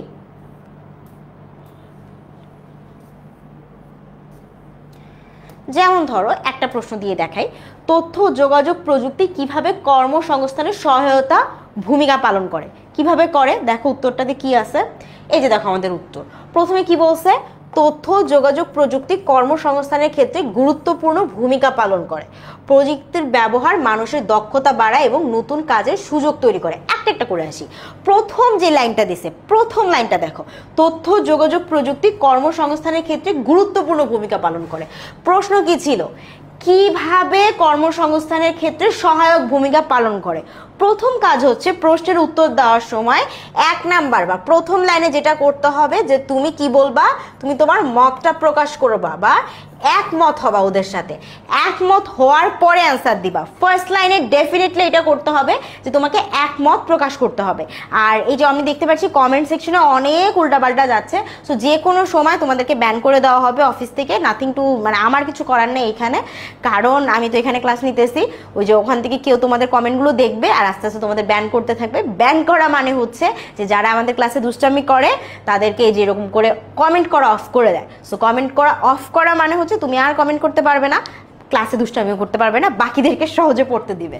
আসো, সো কি হইলো, তথ্য যোগাযোগ প্রযুক্তি কিভাবে কর্মসংস্থান ভূমিকা পালন করে। প্রথম লাইনে তুমি একমত প্রকাশ করলো যে ভাই প্রশ্নের সাথে আমি একমত। আচ্ছা, এরপরে হচ্ছে প্রযুক্তির ব্যবহার মানুষের দক্ষতা বাড়ায় এবং নতুন কাজের সুযোগ তৈরি করে দেয়। আরও একটা বললা যে এখন কিভাবে, এখন তুমি উত্তর দিচ্ছ কিভাবে, একটা বললা যে দক্ষতা বাড়ায়, আর কি বললা যে নতুন কাজের সুযোগ তৈরি করাতে, 2টা পয়েন্ট দিলা। এরপরে কি দিবা, এরপরে তুমি যে কিভাবে উত্তর তোমার দেওয়া হয়ে গেল, একটা কিভাবে দিলা তুমি, নেক্সট হচ্ছে উদাহরণ দিবা, যেমন কি মোবাইল ফোনে প্রযুক্তি, তারপর কোম্পানিগুলোতে কর্মসংস্থানের সুযোগ দিয়েছে, মোবাইল ফোন সেট বিক্রয়, রক্ষণাবেক্ষণ এবং মোবাইল ব্যাংকিং এর মতো নতুন খাতগুলো বিপুল সংখ্যক মানুষের কর্মসংস্থান রয়েছে। এছাড়া আর কি আছে, আউটসোর্সিং এর মাধ্যমে ঘরে বসে অনলাইন কাজ করার সুযোগ সৃষ্টি হয়েছে, ওয়েবসাইটের উন্নয়ন, সফটওয়্যার তৈরি এবং ডিজিটাল মার্কেটিং এর মতো কাজ এখন ফ্রিল্যান্সারদের জন্য নতুন কর্মক্ষেত্র তৈরি করেছে। এই সুযোগগুলোই কর্মপ্রত্যাশীদের আত্মকর্মসংস্থানের দিকেও আগ্রহী করে তুলেছে। সো পুরোটা আমি যে পড়লাম, এই পুরো ঘটনাটার মধ্যে দেখো উত্তর করার সময় আমি কয়েকটা জিনিস করলাম। প্রথমে আমি কি করলাম, আমি তাদের সাথে প্রশ্নের সাথে একমত প্রকাশ করলাম। প্রথম লাইনে আমি একমত প্রকাশ করব। আচ্ছা, 2 নাম্বারে আমি কি করব, 2 নাম্বারে আমার কাছে যেটা উত্তর চাইছে, অর্থাৎ কিভাবে বিষয়টা হচ্ছে, এটা আমি আমার উত্তরে তুলে ধরবো। 3 নাম্বারে আমি কি করব, 3 নাম্বারে আমি চেষ্টা করব যে কি আমাদের উদাহরণ দিয়ে বুঝানোর, যে কিভাবে এটা হচ্ছে, কি করব আমরা উদাহরণ দিয়ে একটু বুঝাই দিব সমস্ত কিছু। অ্যান্ড লাস্টে আমরা কি করব, লাস্টে তাদেরকে আরও কিছু উদাহরণ এবং এটার সাথে মিল যায় এমন কিছু কথা বলে এটাকে কি করব, এটাকে একটা উপসংহার টানবো এবং কি আবার প্রথম যে লাইনটা ছিল তার সাথে একমত প্রকাশ করব। এই যে দেখো, আগ্রহী করে তুলেছে, এই সুযোগগুলো কর্মপ্রত্যাশীদের প্রতি আগ্রহী করে তুলছে। সো এখান থেকে কিন্তু আমরা বুঝতে পারতেছি কি যে এইভাবে আমরা যদি উত্তর করি আমাদের কিন্তু ফুল মার্কস আসবে, ঠিক আছে, ফুল মার্কস আসবে। সো আমরা বুঝতে পারলাম না আমরা কিভাবে অ্যান্সারটা করব। একটা কোয়েশ্চেন থাকলে আমরা প্রথমে একমত প্রকাশ করব, তারপর কিভাবে আসলে মানে প্রশ্নে যেটা চাবে সেটার উত্তর দিব, তারপরে কি আরও কিছু উদাহরণ দিব, অ্যান্ড তারপর লাস্টে একটা উপসংহার একটু সুন্দরভাবে কিছু একটা লিখে দিব ঘুরায় ফিরায়, তাহলেই দেখবো যে এটা একটা কমপ্লিট একটা অ্যান্সার। সো তুমি আইসিটিতে যদি এই ফর্মটা মেনটেন করো, যে একমত প্রকাশ, কিভাবে, উদাহরণ এবং উপসংহার, এই ফর্মেটটা যদি তুমি মেনটেন করো 100 মার্কস পাবা। এটা একদম আমাদের প্রমাণিত একটা পদ্ধতি, একদম প্রমাণিত পদ্ধতি। আরেকটা প্রশ্ন দেখাই, তাহলে দেখলে তুমি আরেকটু ক্লিয়ার হয়ে যাবে। যেমন এই চ্যাপ্টার থেকে আরেকটা প্রশ্ন কি আসতে পারে, আউটসোর্সিং কি এবং এটি বাংলাদেশের কর্মসংস্থানে কি ভূমিকা রাখে। দেখো খুবই নাইস একটা কোয়েশ্চেন, আমরা কোয়েশ্চেনটার অ্যান্সার দিই। প্রথমে আসছে কি, আউটসোর্সিং কি এবং এটি বাংলাদেশের কর্মসংস্থানে কি ভূমিকা রাখে। আউটসোর্সিং হলো অন্য দেশের প্রতিষ্ঠানের কাজ অনলাইনের মাধ্যমে সম্পূর্ণ করার একটি পদ্ধতি, অর্থাৎ অন্য একটা প্রতিষ্ঠান কাজটা দিছে, তুমি এই কাজটাকে সুন্দরভাবে তাদের করে দিয়ে দিবা। হ্যাঁ, কাজটা তোমার নিজের প্রতিষ্ঠানের না, অন্য একটা প্রতিষ্ঠানের। সো এটা কি, এটা হচ্ছে আউটসোর্সিং কি। সো যখন তোমাকে এরকম কি উত্তর দিবে, প্রথম লাইনে তোমার উত্তর হচ্ছে কি এর অ্যান্সারটা দিয়ে দাও। প্রশ্নে যদি কি থাকে, কি এর অ্যান্সারটা দিয়ে দাও। আচ্ছা, এরপরে যদি একটা বাড়তি প্রশ্ন থাকে, তারপরে বাড়তিতে যাবা যে বাংলাদেশে কি ভূমিকা রাখে, এখন এরপর ভূমিকা লিখতে হবে তোমার। সো এরপর এখানে আসি, এর মাধ্যমে, এই যে দেখো ভূমিকা স্টার্টে, এর মাধ্যমে বিভিন্ন দেশের প্রতিষ্ঠান তাদের কাজ, যেমন ওয়েবসাইটের উন্নয়ন, মানে কি ওয়েবসাইটটা তৈরি করার কথা বলছে, সফটওয়্যার তৈরি, গ্রাফিক ডিজাইনিং ফ্রিল্যান্সারদের সম্পন্ন করিয়ে নেয়। ঠিক আছে, এইটাই হচ্ছে কিভাবে হচ্ছে। 2 নাম্বারে কি, 2 নাম্বারে আমাদের কিভাবে কাজটা হচ্ছে সেটা তুমি লিখে দিলা, ভূমিকাটা কিভাবে পালন করতেছে এটা লিখতে হবে। আচ্ছা, বাংলাদেশে আউটসোর্সিং এর কর্মসংস্থান একটি বড় মাধ্যম হয়ে উঠেছে। বাংলাদেশের তরুণরা কিসের মাধ্যমে, এই যে দেখো আপওয়ার্ক, freelancer.com, ইল্যান্সার মাধ্যমে কি করতে পারতেছে, ব্যবহার করে বৈদেশিক মুদ্রা উপার্জন করতে পারতেছে। এর ফলে তাহলে আমরা কি বুঝলাম, আমরা 3 নম্বরে কি দিলাম, প্রশ্নের মধ্যে কিছু উদাহরণ দিয়ে দিলাম। 4 নম্বরে আমরা কি করব, বাংলাদেশের অর্থনীতিতে এটার কারণে কি ইতিবাচক প্রভাব পড়েছে এবং নতুন কর্মসংস্থান তৈরি হচ্ছে। সো আমাদের প্রশ্ন ছিল এটা বাংলাদেশে কিভাবে কর্মসংস্থানে ভূমিকা রাখে। আমি লাস্ট লাইনে আবার একটা সুন্দরভাবে লাইনটা দিয়ে দিলাম যে এইভাবে এই সমস্ত কিছুর মাধ্যমে একটা ইতিবাচক প্রভাব পড়ছে এবং কি হচ্ছে, বাংলাদেশে এটা নতুন কর্মসংস্থান তৈরি করতেছে। আলটিমেটলি এটা কি, এটাই হচ্ছে তোমার উপসংহার লিখে দেওয়া। সুন্দর করে ওরা যা বলছিল প্রথম ওদের প্রশ্নের উত্তরটাই ওদেরকে একটু গোছায় দেওয়া, ঠিক আছে। সো এইভাবেই কিন্তু আমরা একটা প্রশ্নের যদি উত্তর করি ভাই 100-র মধ্যে 100 মার্ক তোমার কনফার্ম, একদম আমাদের প্রমাণিত একটা সলিউশন। বুঝতে পারছি না আমরা? সো এই ছিল আজকের। আর আসলে একটা ক্লাসে তোমাদের আসলে অনেক মানে মনে হইতে পারে যে খুবই হিজিবিজি গেছে, বাট ক্লাস আসলে আমাদের যখন দেখলে তো অনেকগুলো ক্লাসে হয়, তো একটা ক্লাসে যখন আমি তোমাকে পুরো একটা চ্যাপ্টার পড়াতে যাব তখন হচ্ছে তোমার কাছে মনে হবে অনেকটা জায়গা ক্লিয়ার হচ্ছে না, কিন্তু যখন অনেকগুলো ক্লাসে আসলে এটা আসবে তখন তোমার কাছে কি এটা সহজ হয়ে যাবে, তুমি অনেক ভালোভাবে ব্যাপারগুলো বুঝতে পারবা। অ্যান্ড দেখো আজকের ক্লাসে আমরা অনেকগুলো এমসিকিউ অ্যান্সার করেছি। এমসিকিউ যখন অ্যান্সার করতেছি তখন কিন্তু আমাদের অনেক কনসেপ্ট ক্লিয়ার হয়ে যাচ্ছে। ক্লাসের সময় যেহেতু একটু থিওরিটিক্যাল পড়াশোনা, আইসিটি পড়ার সময় অনেক সময় কিন্তু আমাদের মনোযোগ চলে যায়। আবার আমরা কমেন্ট সেকশনে কি হইতো, কমেন্ট সেকশনে আমরা প্রচুর কথাবার্তা বলতে থাকি, তাই না? সো এটাতে একটু মনোযোগ আমাদের অনেক সময় ঘাটতি হয়, আমি বুঝি। কিন্তু যখন তুমি এমসিকিউ অ্যান্সার করবা বা যখন তুমি প্রশ্নের উত্তরগুলো ট্রাই করবা বা কন্টিনিউয়াসলি আমাদের অনলাইন ব্যাচে তুমি এক্সাম দিতে থাকবা, তখন কিন্তু তুমি আসলে বুঝতে পারবা যে না, ইম্পর্টেন্ট এই বিষয়গুলো, এইখানে আমার ঘাটতি পড়তেছে, এই জায়গাটা আমি বুঝতেছি না, আমি ক্লিয়ার হচ্ছে না। তখন তুমি নিজেই ধরতে পারবা যে তোমার প্রবলেমটা কোথায়, এন্ড তুমি আমাদের কাছে আবার গেট ব্যাক করবা, আমাদের কিউএনএ ক্লাসে আসবা, জুম ক্লাসে আসবা, এসে বলবা যে আপু এই জায়গায় বুঝি নাই, আপনি বুঝাইছেন, বুঝি নাই, কিন্তু আবার ঠিক করে দেন। সো আমি তোমাকে আবার বুঝাই দিব এবং নেক্সট টাইম তুমি এটাতে অনেক ভালো করবা। দিস ইজ দ্য প্রসেস, এটাই প্রসেস, এবং এইভাবেই কিন্তু আমাদের স্টুডেন্টরা সবসময় ভালো করতেছে। সো আমি চাবো যে তোমাদের সাথে আমাদের অনলাইন ব্যাচে আবার দেখা হোক, আবার ক্লাস করি আমরা একসাথে, এইভাবে সবসময় আমরা ভালোভাবে ক্লাস করবো অ্যান্ড ডেফিনেটলি পরীক্ষায় বরাবরের মতো ভালো রেজাল্ট করব। আর সবাইকে আসলে আমি নেক্সট সংবর্ধনা মানে অনুষ্ঠানে দেখতে চাই, সবার সাথে দেখা হবে। আমি চাই সবাই ভালো রেজাল্ট করে আসো, এবং শুধু আইসিটি না, আমি চাই সব কিছুতেই তোমাদের রেজাল্ট অনেক অনেক অনেক ভালো হোক, সবার থেকে অনেক ভালো হোক, ঠিক আছে। ক্লাস আজকে শেষ, ক্লাস শেষে একটু জানিয়ে দিও সবার কেমন লাগছে। অ্যান্ড হ্যাঁ, অনেক জায়গায় অনেকের হয়তো অনেক কিছু ক্লিয়ার হয়তো হয় নাই, একটা ক্লাসে আসলে বললাম যেটাই সম্ভব না, বাট হ্যাঁ অনলাইন ব্যাচে আসলে ডেফিনেটলি অনেক কথা হবে, অনেক ক্লাস যাবে, অনেক কিছু ক্লিয়ার হবে, অনেক নাইস লাগবে, ঠিক আছে। আর মাস্টার বুকের যে ভাই ফিল একবার পাইছে, নাইস। ওকে, সবাই একটু জানিয়ে দিতে পারো ক্লাসটা আমাদের কাছে কেমন লেগেছে। অ্যান্ড এই আজকের ক্লাস এখানেই থাকলো, সবাই ভালো থাকো, সুস্থ থাকো, আসসালামু আলাইকুম, শুভরাত্রি।